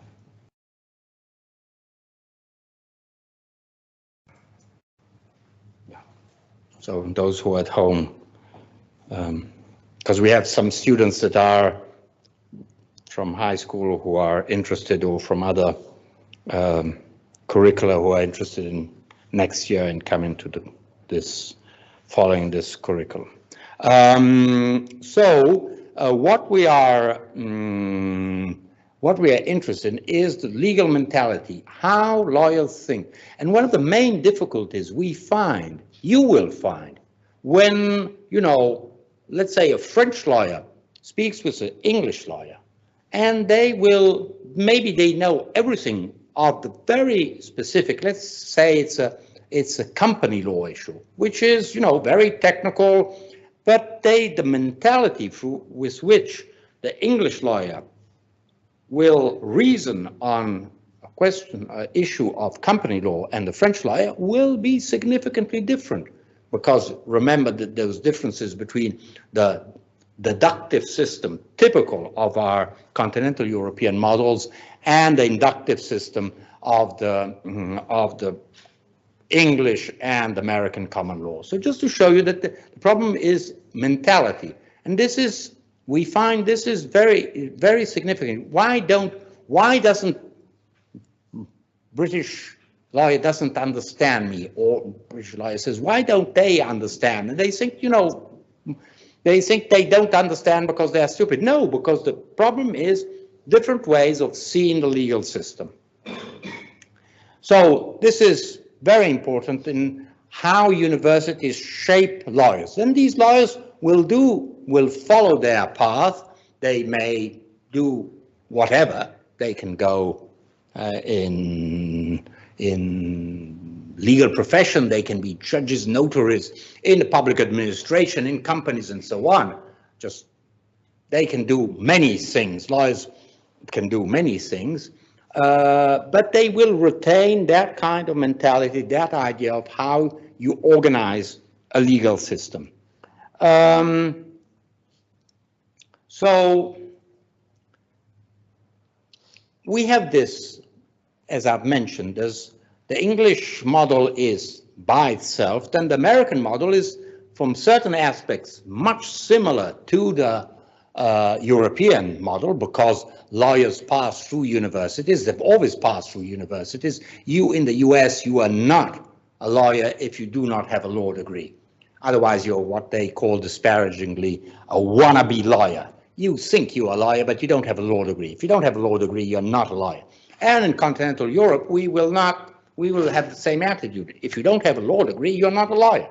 You may have an excellent degree in political science, in business law, in business, in finance, but you are not a lawyer. A lawyer is in the law faculty.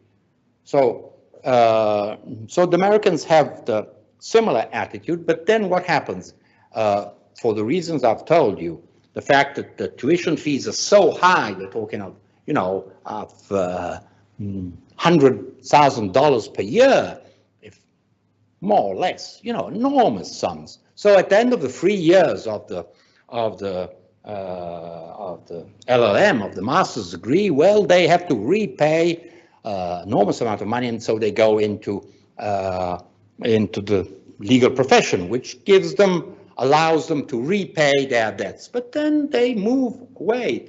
Typically, as I've already mentioned, in the American society, which is very mobile socially, mobile geographically, you find lawyers who will start as practicing lawyers and then will move into administration, into business, or doing some kind of other activity. They come from Texas, they have graduated in New Jersey, and then they will move to California. This is typical of the US model, and maybe they start practicing in a law firm in Virginia and then move to another part of it. This is typical of America. What is, as I've already mentioned, the fact that historically in England until the second half of the 20th century, practicing lawyers and therefore judges, remember, just to remind our continental European students that historically judges in England have always been selected from the best barristers. This is just to, therefore, they did not go to university. Now they do. Since the 1950s,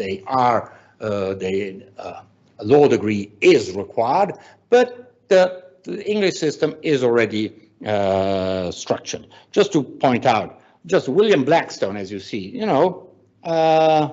first barrister to become professor of law at Oxford in 1770. He leaves his chair preferring to be a judge in the King's Court. First instance. So you think, I prefer being a judge. I mean, William Blackstone is, if you want to see the foundations of English law, you have to look at the Commentaries of Law of England by Blackstone. And this gives you an idea, obviously in the 18th century, but it gives you the idea of how English law had developed from medieval times, from the 11th century onwards. And then just to list, just to look at this this list of law lords, not graduating. Lord Newburgh, President of the Supreme Court, United Kingdom, 5 years, graduate in chemistry. Lord Sumption, graduate in history. Lord Bingham, who came here, he had to Roma 3, he was gracious enough to accept his laurea honoris causa. He was graduate in history. Lord Lowry, classics. Lord Mackay, mathematics. Just think, you go in front of a high court and you find someone who has a degree not in law but in mathematics. Now, surely mathematics is pretty near, from a logical point of view, is very near the law, but you are somehow surprised. You find someone who has graduated in mathematics, and instead then you read the opinions of Lord Mackay, and they you realize that they are 100% legal documents of great importance. And Lord Scanlon, classics, Lord Dipler, chemistry, just to show you that this fact that historically and before this, now obviously things have changed, but if you go way back at let's say the first half of the 20th century, you'll find that none, or maybe 1 out of 15 had graduated in law. So just to point out that this is something which is, for us continental Europeans, or even for Americans, quite strange and not normal. Instead, the system has developed, and when we read the opinions of these Lord Justices, we realize that the level of that the law is not only something that only law graduates are able to express and to decide. So this is just to show you, to close the module on jurisdiction, just to show you how many complex issues is when we start looking at a legal system, whatever, we look at it from the point of view of jurisdiction. Who decides, how the court's organized, who is a judge, who are judges, what are the kinds of judges. We see the enormous amount of honorary judges in the English system, which we find also in other legal systems, and then all the other issues we've examined. Now let's move to the final module of this course, which is the relationship between legal systems and international law. Now, generally, when you go to university and you start, you have all these courses, private law, business law, constitutional law, administrative law, whatever. And they are mostly and quite appropriately concentrated on the legal system. You're studying this in Belgium, you're studying in France, in England, Italy, Germany, Spain. Well, you will look at these topics mostly, not only, but mostly from a national, domestic perspective. Then clearly you may have, to a certain extent, certain areas of the law very much influenced by EU law, but consumer law, for example. But generally, we always look at it from a domestic point of view. Then, at a certain point, there's international law, and we have this idea that international law is something external from our domestic legal system. So we have all our areas: private law, civil procedure, criminal procedure, administrative law, constitutional. Everything is domestic. And then there's something that is outside, international law. Now, what I would like to try to do in this module is just point out that this view which is quite obvious. I mean, it's quite obvious. You are a student, as I was a student. So you see our topics, and then we suddenly find something which is external to the system. What I would like to try to present to you is the idea that international law is entirely part of our legal systems. So when we look at international law, yes, it regulates aspects which are outside, but it is one part of our legal system, whether it could be Italian, Spanish, German, whatever. It is entirely part of our legal system. So not just to say, well, this is outside, this is something that does not belong, it's foreign, as if, study international law as if it were, I'm Italian, I'm studying American law, or I'm French and I'm studying German law. No, international law is part of our legal system. So this is the aim of this module. So first of all, international law is a huge area, huge, immense, because the world is great. And so we see that under this very, let's say small label, international law, it's written international law, and we open the box with written international law, and we find suddenly it explodes. Everything which is inside is enormous of things. We think it's a small box, instead it's a huge box that when we open it has inside enormous amount of elements. First of all, obviously the most obvious is the rules and principles governing relations and dealings of nations with each other. Since centuries, it is very clear that international law is, or rather, parties of international law are states, are sovereign states. So while, and we see this similarity is done very often, while in private law regulates relationships between private individuals, property, contract, tort, just to make it. International law regulates legal matters between states. So the actors, those who have legal capacity in international law, are the states, who are sovereign states, who are recognized as state.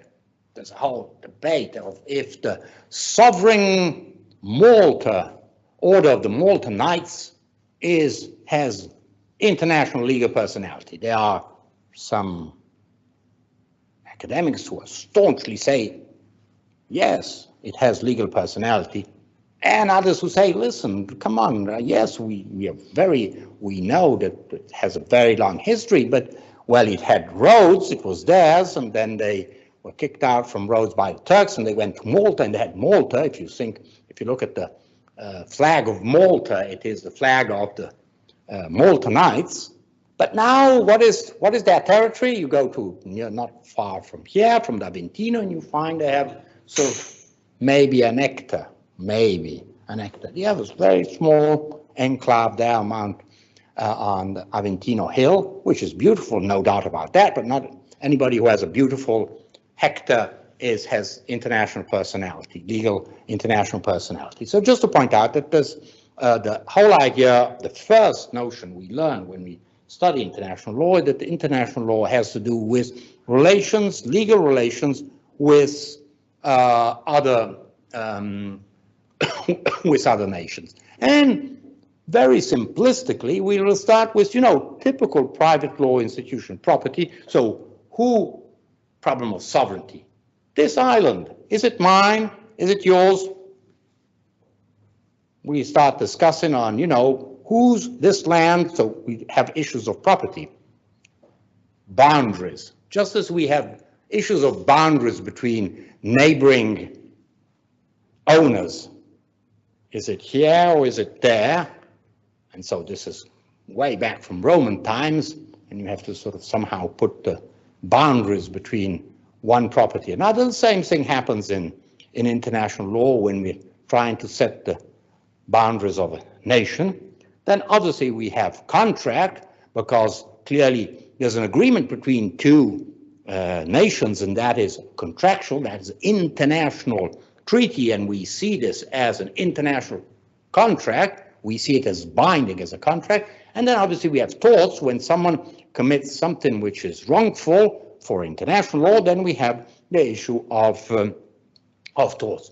To the ultimate element of, war. So you have invaded my territory, I will declare war. So just to point out that if you international law originally develops quite a lot on the model of private law, property, contract, tort. So this is one first element, which is the most important element of international law. But at the same time, in our contemporary systems, not only now, obviously we've had these since the most ancient times. You look at history of Greece. We have, but let's look at it in a contemporary eyes. We see this issue of international and supranational organizations. The United Nations, for example, or any of the multiple organizations which are under the big UN umbrella. World Bank, International Monetary Fund, International Labour Organization, World Health Organization, Food and Agriculture Organization here in Rome. Just think of all these multiple international organizations or supranational organizations. Just think of the European Union. What is the European Union? It is, if we look at it from international law, it is a treaty. There's a treaty in Lisbon. The 28 heads of state of government signed this treaty. This is an international treaty that binds these 28 members, these states, and they join together in the European Union. Then one breaks out, Great Britain breaks out, and this has a whole series of issues on how you get out of an international organization. Obviously, you have to look at, first of all, at the international treaty, and you understand how this international treaty regulates the fact that one nation can exit that treaty. It happens quite often. We find a whole lot of treaties in which a certain nation decides it's no longer convenient, has no interest in remaining in that treaty. So we see the EU, we see it from, if we look at it from an international law perspective, is an international organization, a supranational organization. Covers, we would call it a regional organization because it covers most of Europe. Then we look at another aspect, relations between states and nationals of other states. And this is what we call private international law. Typically, Italian man marries German woman. What is the law that regulates this marriage? Is it Italian law? Is it German law? Both laws? The children, what law should we apply? There's divorce. They married and they divorced. What law is going to regulate crisis of marriage, this dissolution of marriage? So this is a very important branch of law, private international law. In Italy, it is taught by professors of international law. In Germany, instead by professors of private law, just to show that, it's not things are always the same around Europe. But this is part of the relationship. So traditional international law has to do with relation between nations. Private international law has to do with treaties, agreements between states, which establish somehow what is the rules that apply to private matters. Marriage, a contract, a road accident. There's a French tourist that has an accident in Italy. What law shall we apply to this accident? Italian law, French law? And this is something quite common. And finally, the last point, which is incredibly important in our globalized world and our contemporary economy, the role of private entities in the global arena. Just, the issue, Google, role of Google in Italy or in Botswana or in the Philippines, for example. Or just think of a multinational, Coca-Cola. Coca-Cola is sold everywhere except, I think, Cuba and North Korea, but rest. So when Coca-Cola wants to sell and its drinks in a different country, what is the role of these big multinational companies? So just to point out that this is something that falls in with international law. We talk about, when we talk of rules against corruption, bribery, or corporate social responsibility, the fact that companies who are investing abroad, have economic activity abroad, should follow certain principles on, business ethics, on human rights, and so on. So this is an increasing area of international law. So are there international rules which are valid at an international level that regulate these kinds of activities of private actors, not of public actors? So just to show you that if we look at international law, and these are obviously, we could increase the list, but I've just made 4 very big areas in which we are interested as lawyers. And we somehow, as normal lawyers, we may not be international lawyers, but we face these issues. We find that these issues of relationship with international law are constantly interfering with our domestic law. So we have a domestic, what appears to be a domestic rule, instead, it is influenced by international law. Now, here we have already, once I've said that this box, which seems small, instead has enormous amount of elements inside it, we have 2 approaches, which are mixed. We find, it isn't that, certain countries have only this approach and other countries have only that. It's a rather mixed approach. What is they're commonly called the monistic approach and the dualistic approach. Monistic approach is that the idea that once a state has approved and signed an international treaty, that international treaty becomes part of the domestic legal system. The idea is that look at number one of the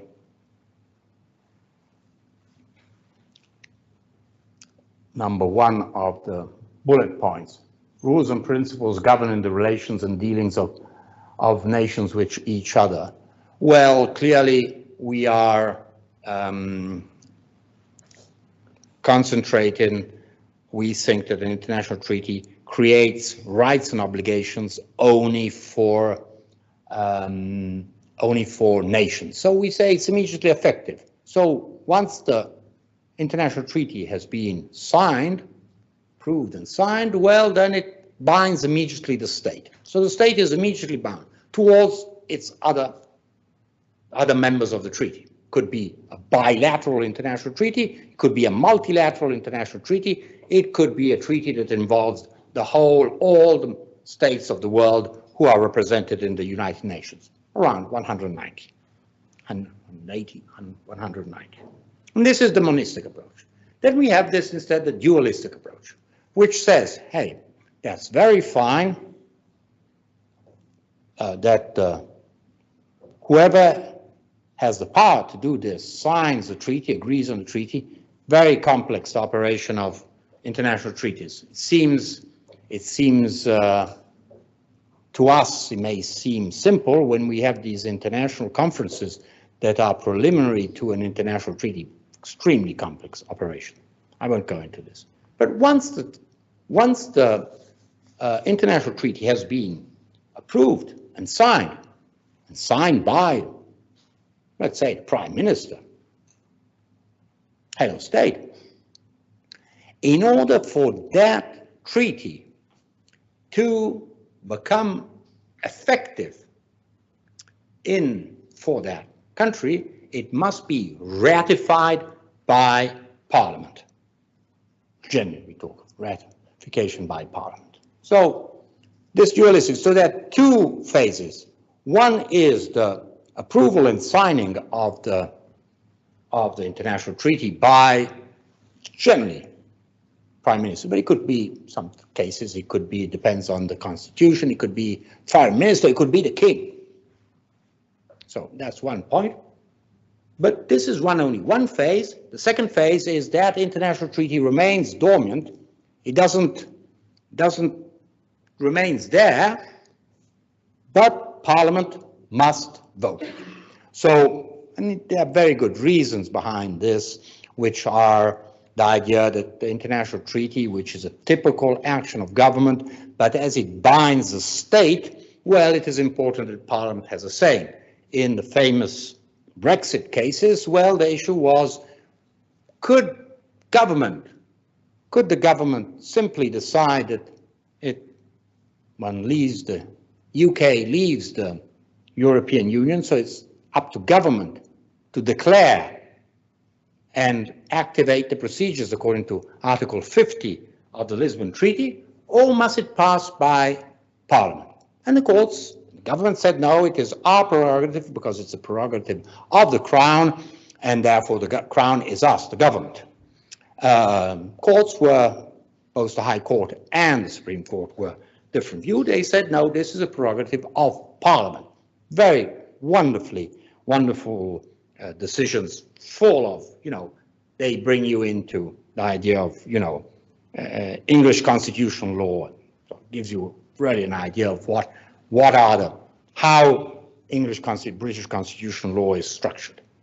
So just to point out, in dualistic approach, this idea that you need two steps. First step is approval and signing, and then ratification by Parliament.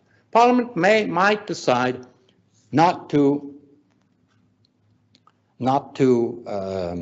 ratify this agreement, and therefore it does not come into force. You may remember that at a certain point I mentioned the issue that arose between Germany, the German Constitutional Court, and the European Union. So the European Union was enacting a series of decisions, and the Council, that is the highest political body, approved these things, and the European Union said these decisions which have been taken by the European Union Council are binding for Germany. And the German Constitutional Court said, no. And as I mentioned, the case is that of the Lissabon-Vertrag, that is the Lisbon Treaty, said no.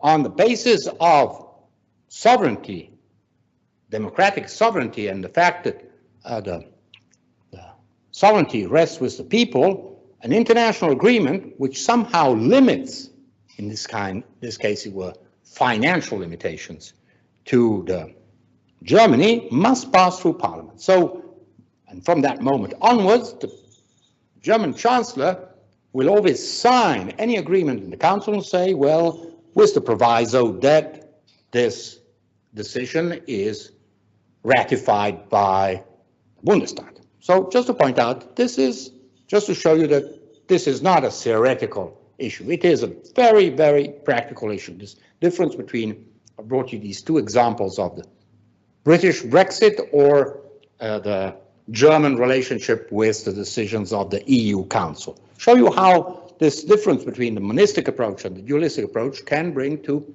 different approaches. Then it is quite likely that just what happened in the British case and in German case, the British case, there was ample majority in Parliament for Brexit, and so the activation of the procedures of Brexit were voted without any problem by Parliament. The same thing happened with the German Parliament, who approved, as at that time, Chancellor Angela Merkel had a strong majority, were voted by Parliament, just to show you who's in charge of international law. What are the sources of international law? Who decides what are the effects of international law within the domestic system? So you've already seen that with these two examples that this has immediate effects not only on the position of the state, of that nation, in the international arena, the relationship between the UK and the other remaining EU states, the relationship between Germany and the other members of the EU, of the European Union, but it has immediate effects in the internal and the domestic system. You do Brexit, this means that the Court of Justice is no longer competent. When there's a sort of, you do not apply, if there is some kind of legislation which is of European derivation, you will not, in England, in Great Britain, you will no longer go to Luxembourg. And when it comes to certain decisions of the EU Council, before they are effective in Germany, and they have, from this point of view, a budget consequence on German finances, and therefore on how much tax must be paid, or on the German Federal Bank, well, it must be voted by Parliament. So just to show you that we are thinking of international law as something outside, we want to bring it in our system. How international law and these matters influence our domestic system. So in the monistic approach, the idea is that there are obligations that can be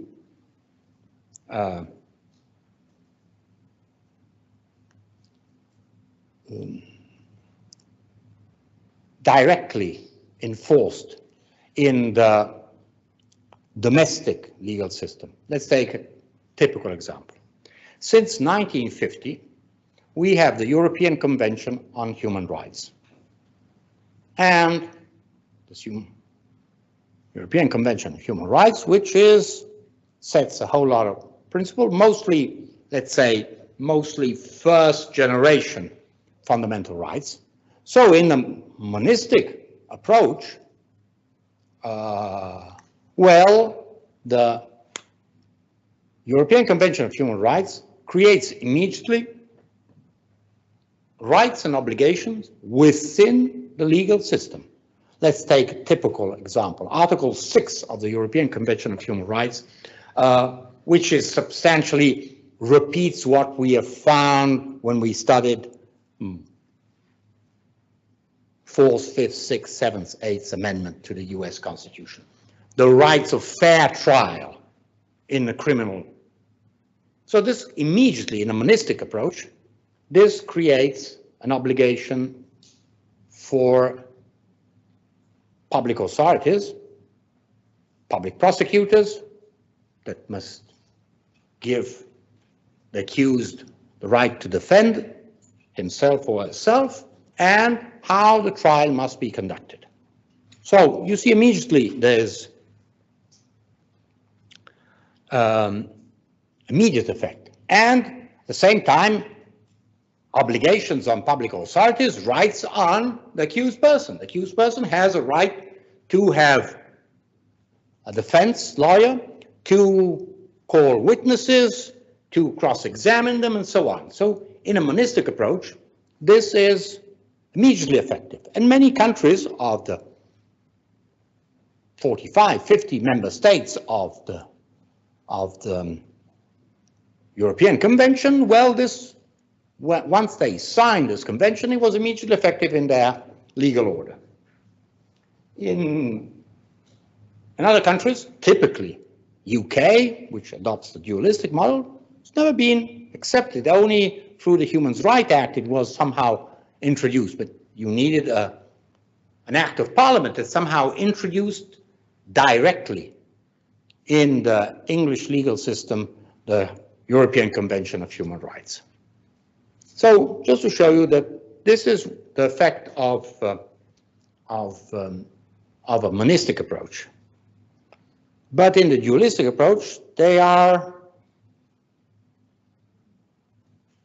agreement brings only obligations and rights for the parties who have signed it.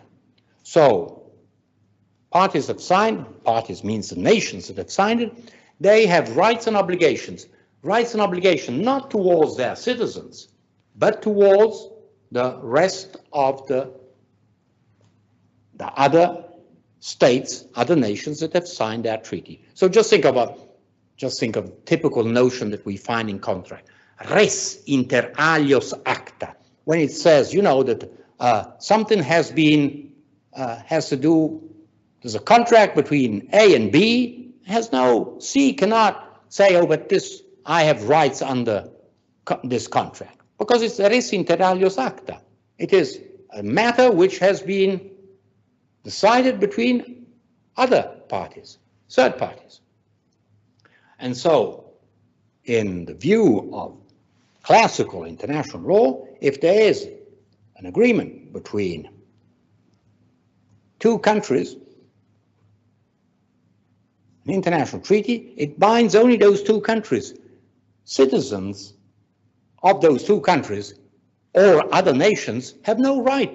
It's a res inter alios acta. They have no standing to ask the enforcement of that international treaty.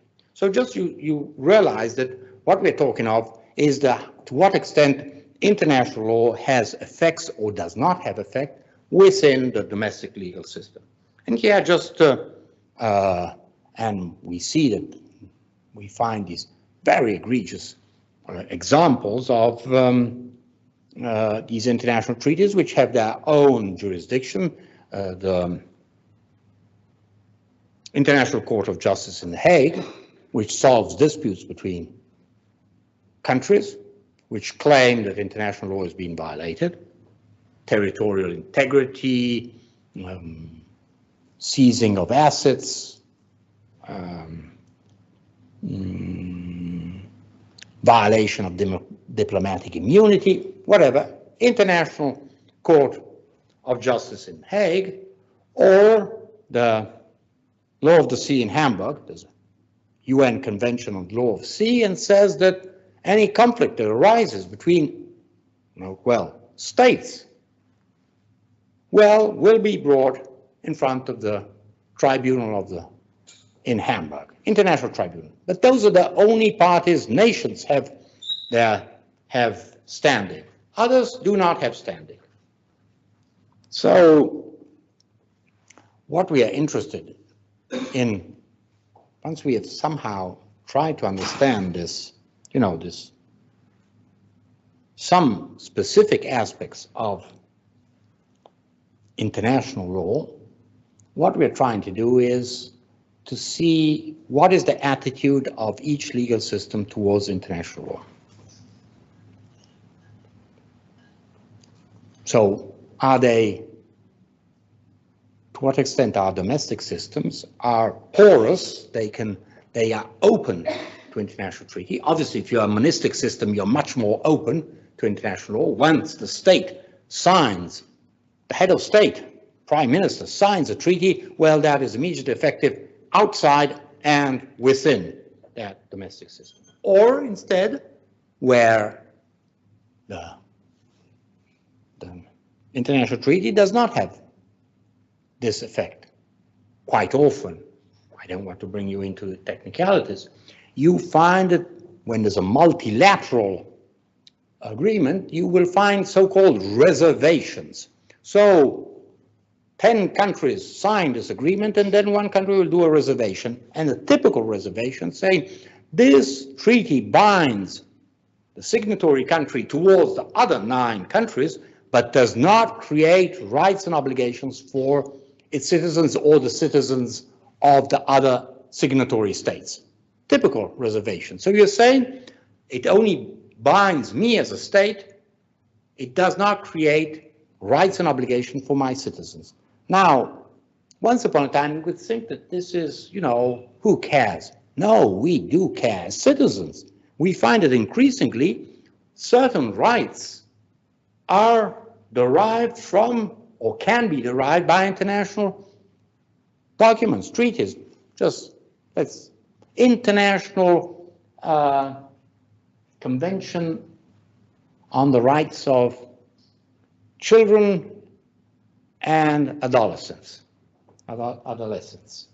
New York, sometime 1990. Well, this is it effective? I mean, it's a UN convention. Is it effective in our legal systems? When there is the breakup of a family, parents break up, they divorce, children, where do they go? Can children invoke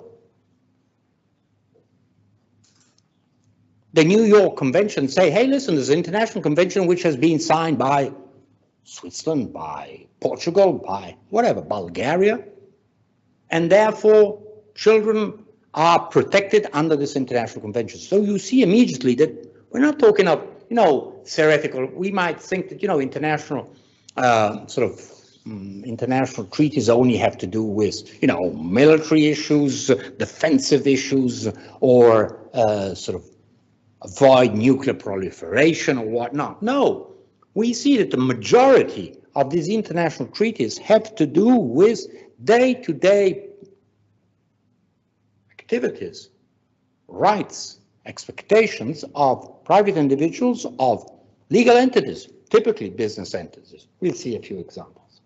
So this is the first point that I think is fundamental we understand when we're looking at comparing legal systems. We try to understand to what extent international law influences our legal system. Now, first point. International treaties are an exception to the principle which historically we connect to this Peace of Westphalia, 1648, which established, it's a complex issue, it's debated, I make it very short. The idea that, you know, a state is sovereign, and sovereignty means sovereignty over territory and over a people. So, territory is mine, I'm the only one who decides what happens in my territory, and those who are in my territory, whether they're subjects or foreigners, I decide it's my business. Nobody is going to interfere with my prerogatives. This is basically the idea behind the Peace of Westphalia.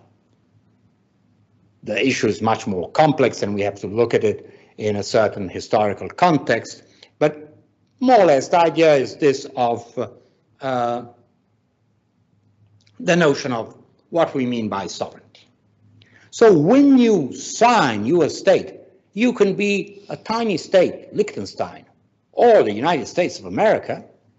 Well, you are somehow introducing a derogation to the principle of sovereignty.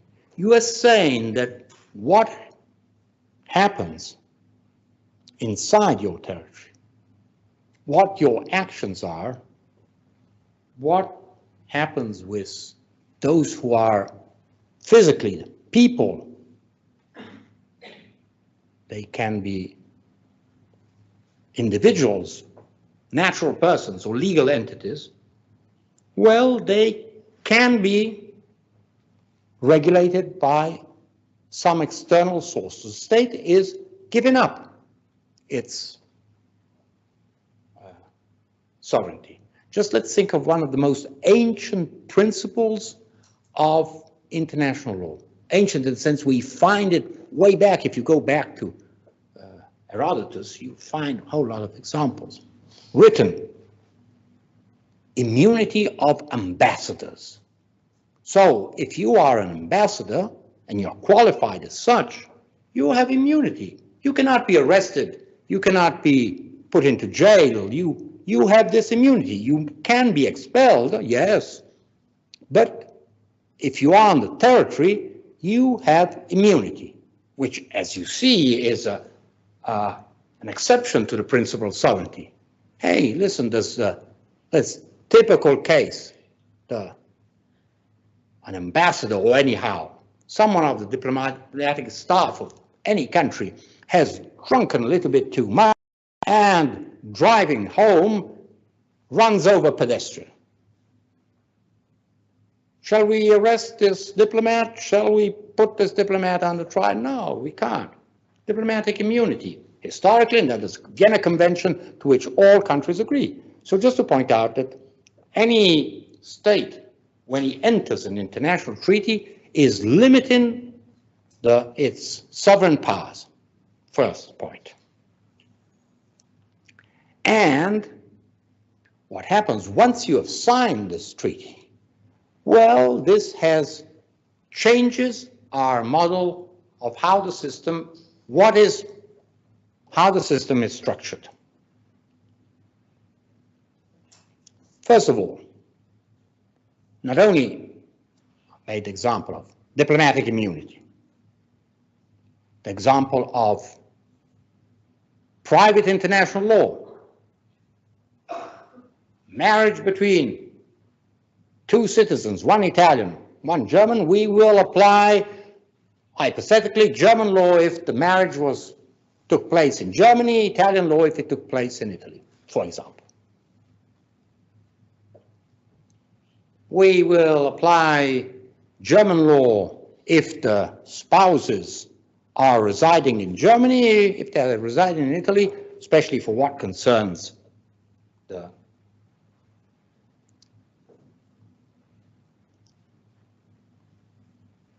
what are the conditions of child care to whom the children should be, should they stay with? Well, depends on where the family domicile is. So we are starting to limit. We're saying, well, yes, there are some citizens, Italian citizens, who are married in Germany, and we will not apply Italian law, we'll apply German law. And they're living in Rome, this mixed couple, they're living in Rome, and Germany says, oh, well, I will not apply German law to the child care, but we will apply Italian. Just to point out that this has immediate effects on our domestic system. So when we look at our domestic system, we are interested in seeing what is the influence of international law in the system itself, not simply on the very important obligations of the state. Clearly, the state may disregard this, but then this becomes an issue of international law. I have violated a treaty, and therefore the other country will say, hey, you're not respecting the treaty, and so I will bring you in front of International Court of Justice in Hague. But when we look at the very practical effects towards citizens, we are interested in seeing what their consequences are for the citizens. So then we see this further element, which is significant. The fact that international law growingly regulates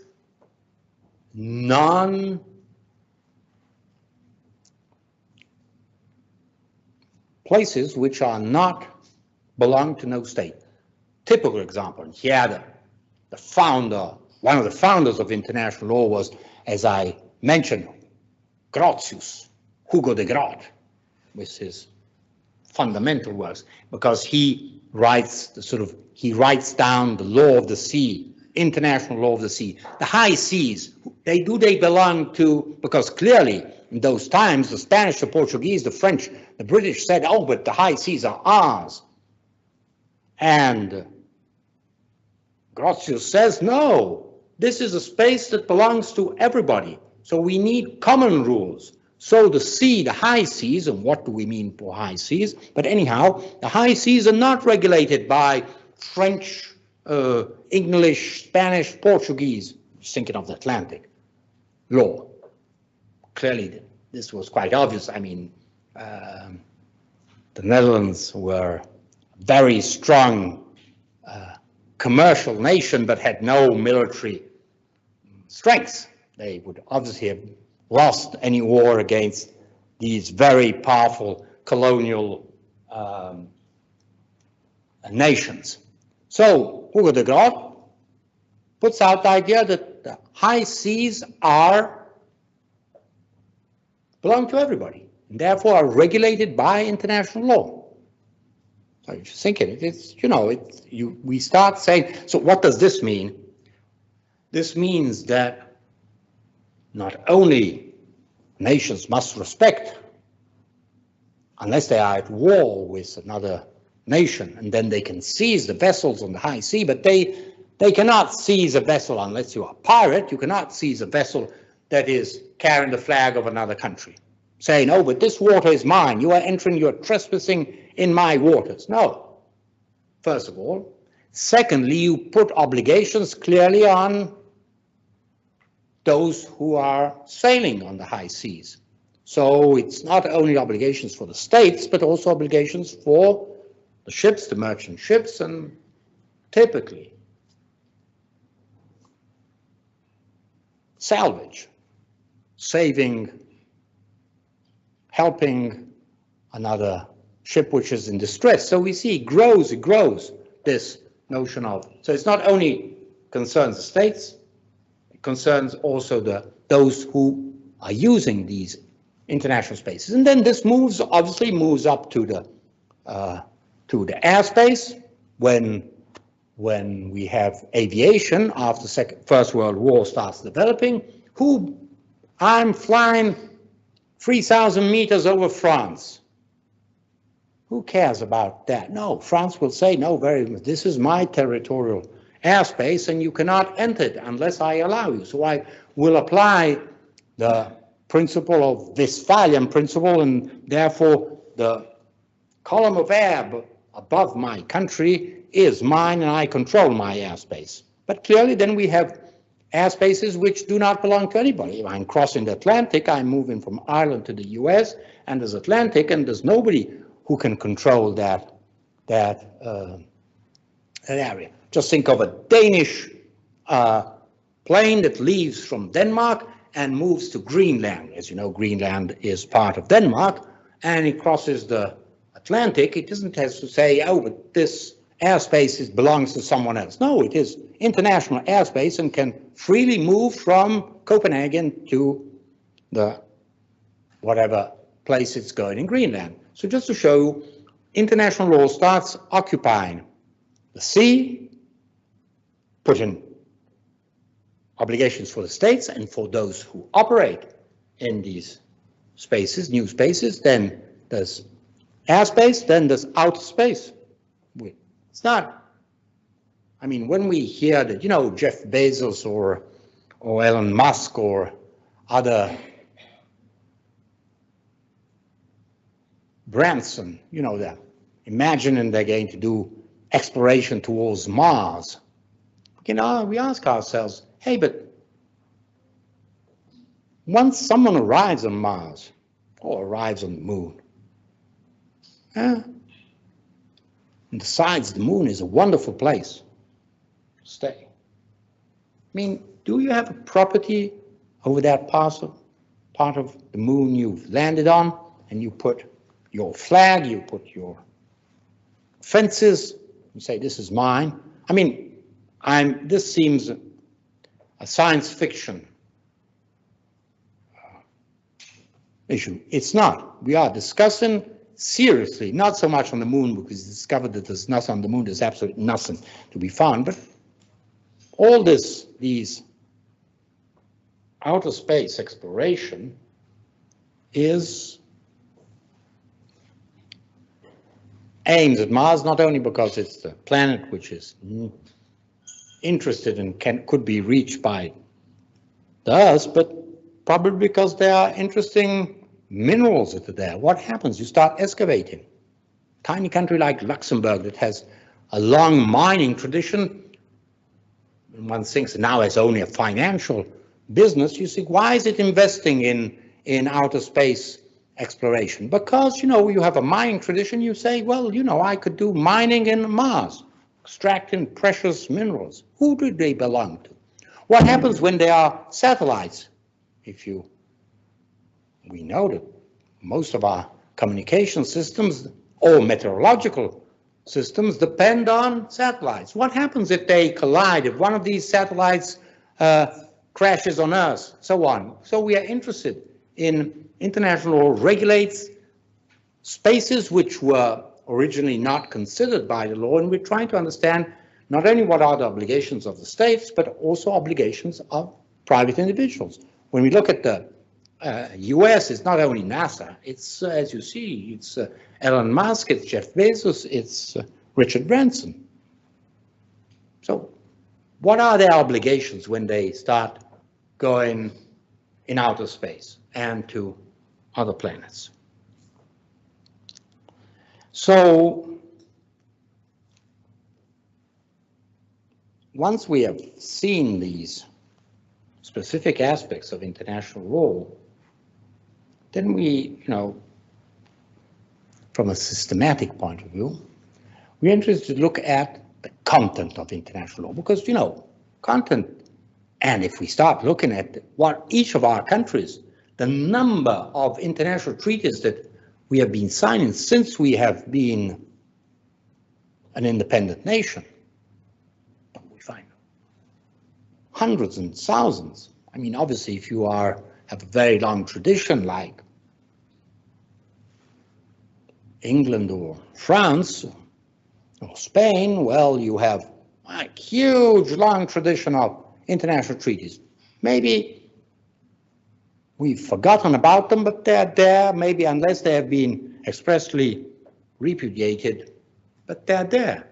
But if we don't go back in history and we look at each of our developed countries has thousands of international agreements, multilateral or bilateral.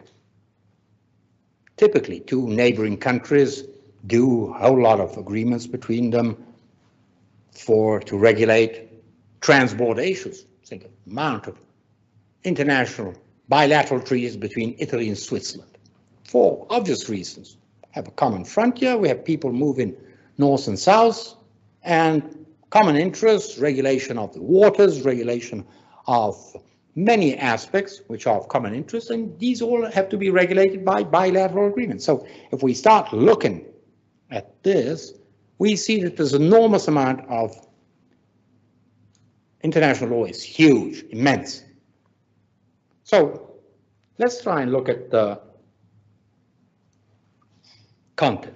First of all, international law is the product of comparative law. Why? I had to do an agreement Italy has to do an agreement with China. We have very old traditions, no doubt about that, very old culture. Oh, we're very proud. Italians are very proud of their traditions. Chinese also very proud of their traditions. But we must do an international agreement on exchange studies. There are Italian students who want to go and study in China, and we have Chinese students who want to come to study in Italy. So, I mean, concerns us, concerns you. So, as you see, very important. We have to find, you know, well, if it comes to mathematics or chemistry, well, that's quite easy, you know, they more or less, we can imagine the curricula the same, more or less. Well, we can imagine mathematics or chemistry or physics, well, you study more or less, or medicine, you study more or less the same thing, more or less. But let's see, you want to go to China and do part of your legal education in China, or Chinese wants to do part of his education in one European country. We have to find something that sort of fits both, that sort of the Chinese feel is appropriate for their students, for their curriculum, and we find appropriate for our curriculum. So we have to compare, we have to see what is the, let's take a typical example, credits. You know, how many credits do we get? So we have the European Credit Transfer System, ECTS. You're familiar with it. The Erasmus students are familiar, but Italian students will become familiar when they go in Erasmus. So we have a common system. So we immediately know that whether the university is Finnish or Spanish, well, ECTS. So we have, but how do we compare European credits with Chinese credits? So you go to a class in China, and how many credits are recognized? So you see, we have to compare, and we have to find a common solution. Otherwise, we don't find agreement.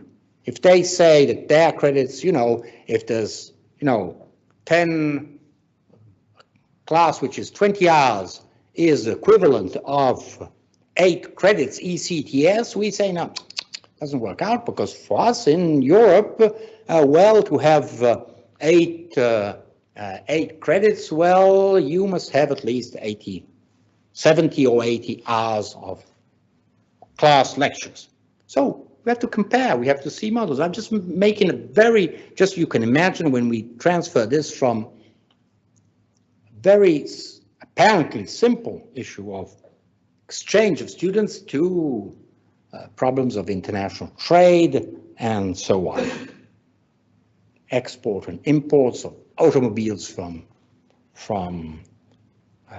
China, export of our products to China and so on. So just you see, we have to constantly compare models, legal models, and understand how to make something which is common, which works in both countries, and this becomes even more complex when it's not a bilateral treaty, but it's a multilateral treaty. We have an international treaty on the law applicable to the international sale of goods.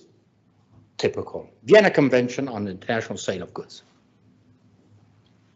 So we are saying, what rules do apply to the sale of goods from Italy to South Africa, from Brazil to India, from Canada to New Zealand, and so on?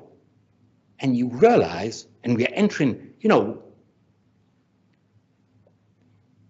by now you should be aware of the complexity of contract law. When is a contract concluded? What kind of contract is it? Sale, rent? What rights are the parties? What warranties, guarantees, securities, and so on? Just think of all what you have studied or you are studying in contract law, and just think that there's another country, near or far, that has a different system, and you want to have a sale. You're talking only of sales. when is the contract perfection? Should the transfer of goods happen? And so on, all these issues which are basic issues in the contract of sale, and we have to compare these things. And then we have to come out with an international treaty which sees about 100 countries agreeing on basic principles in the international sale of goods. Complex. But this is the result of comparison. We have to compare the various models and find something which is for which everybody agrees. Because clearly, if I do not agree, there was an old rule which was created in England in the 19th century. As you know, England was the first country to establish a public postal service. And now nobody writes letters any longer, but when in England you find these mail pillars, these lovely red cylinders, Royal Mail, and you put your letter inside, and miraculously after, next day was in Edinburgh, when London and Edinburgh was, and this was since the 19th century.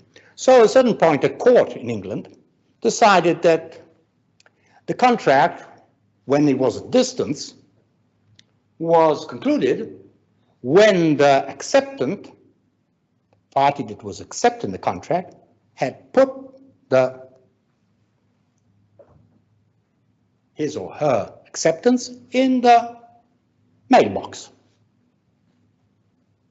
Let's imagine company in London and company in York. Company in York offers certain products.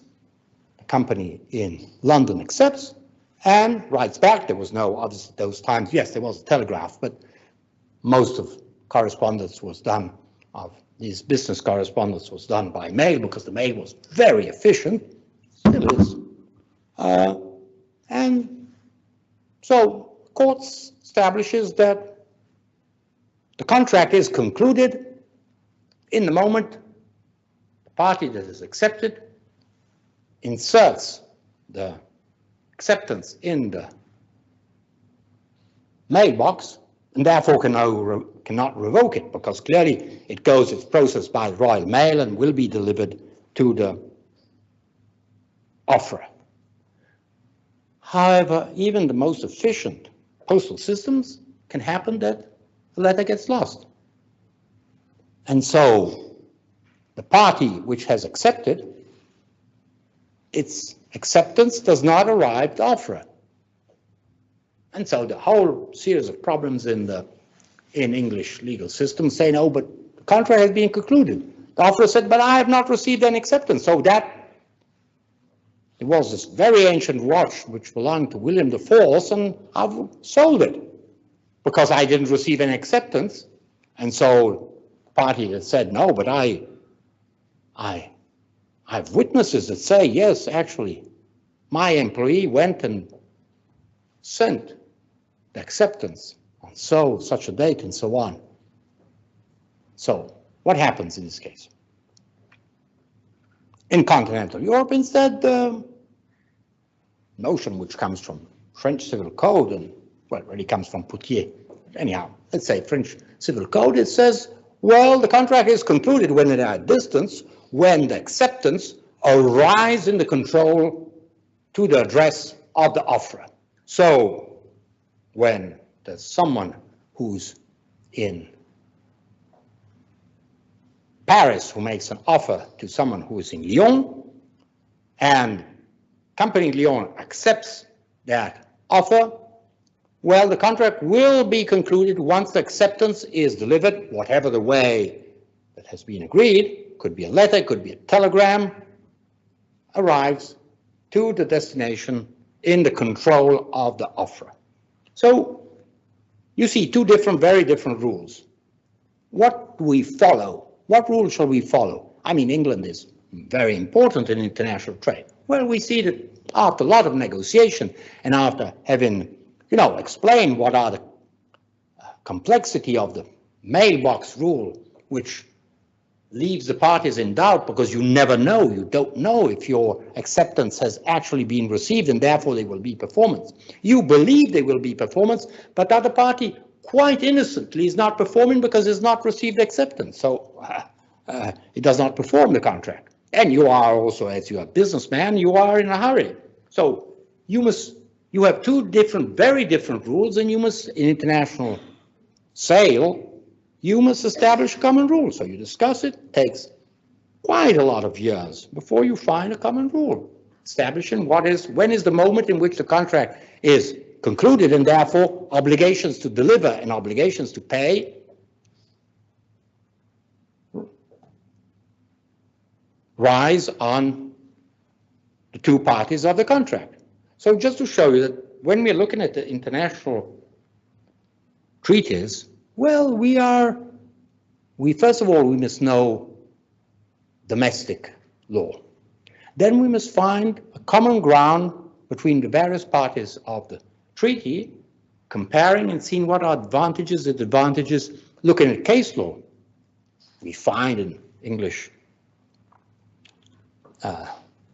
case law many problems when the acceptance was not delivered for some reason, whatever.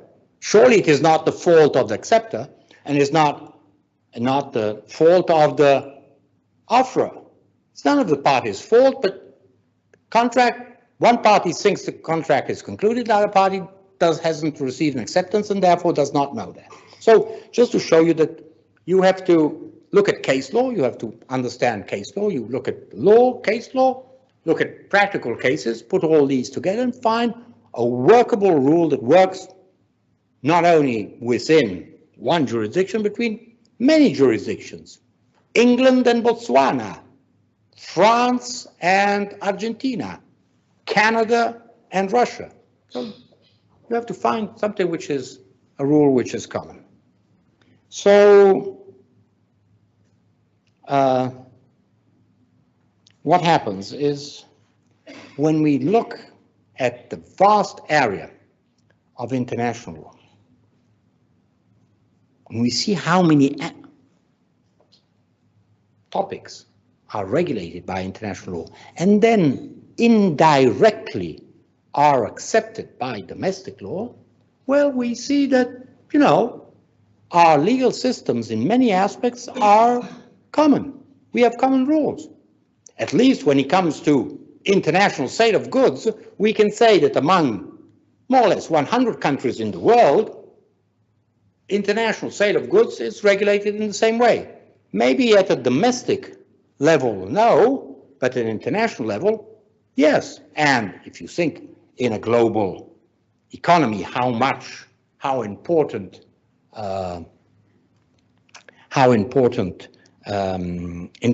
international trade is, you see that this is significant. Yes, you can obviously look, you will look in, we continental lawyers, we will look in our civil code rules when we have a domestic contract. But when we have a contract with someone who's just across the border, and probably there are two companies, one which is one side of the border. Just think of Italy, Gorizia and Nova Gorica. It's a town divided in two with the Cold War. Half of the town is Italy, other half is Slovenia. And there's always been relations between the two parts of the town. So they're not distant, but you have to try to understand when someone in Nova Gorica sells something in Gorizia or vice versa, well, you already see that probably the most applicable law of sales there is the International Convention on Sale of Goods, because it is international, because it goes from Italy to Slovenia, from Slovenia to Italy. Just to show you, and then obviously you find countries which are enclaves. Just think of Luxembourg, which is constantly has legal activities with Germany, with Belgium, with France. Just to show you that, you know, when we start looking at more in detail the role of international law in shaping our own domestic legal systems, we see that directly, typically it could be an international convention. Just think of an EU regulation in the field of consumer protection. Immediately effective. That's it. Or it could be an international convention which has been ratified by our parliaments. Well, we see that our legal systems change according to what the influence of international law. I think I can stop here for today.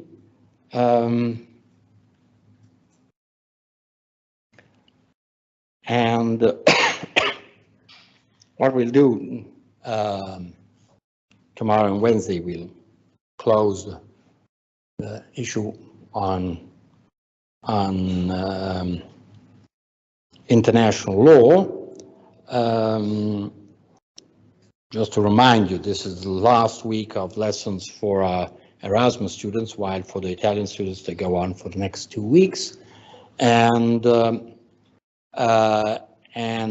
on next Monday, in a week's time, we'll have the mock test on for exam, and I will be obviously giving you detailed instructions on what the mock test is about. So, but just to remind you, as I've received some questions on the issue, just to remind you that you will have to bring your laptop with you. If you don't have a laptop, you can't take the exam. You can't do the mock test, and you can't do the exam itself. So this requires that you have a laptop in the classroom.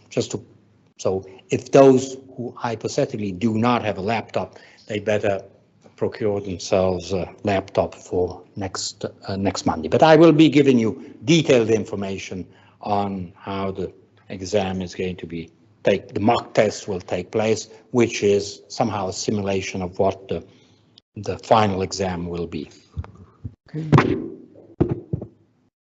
Okay, then see you then tomorrow.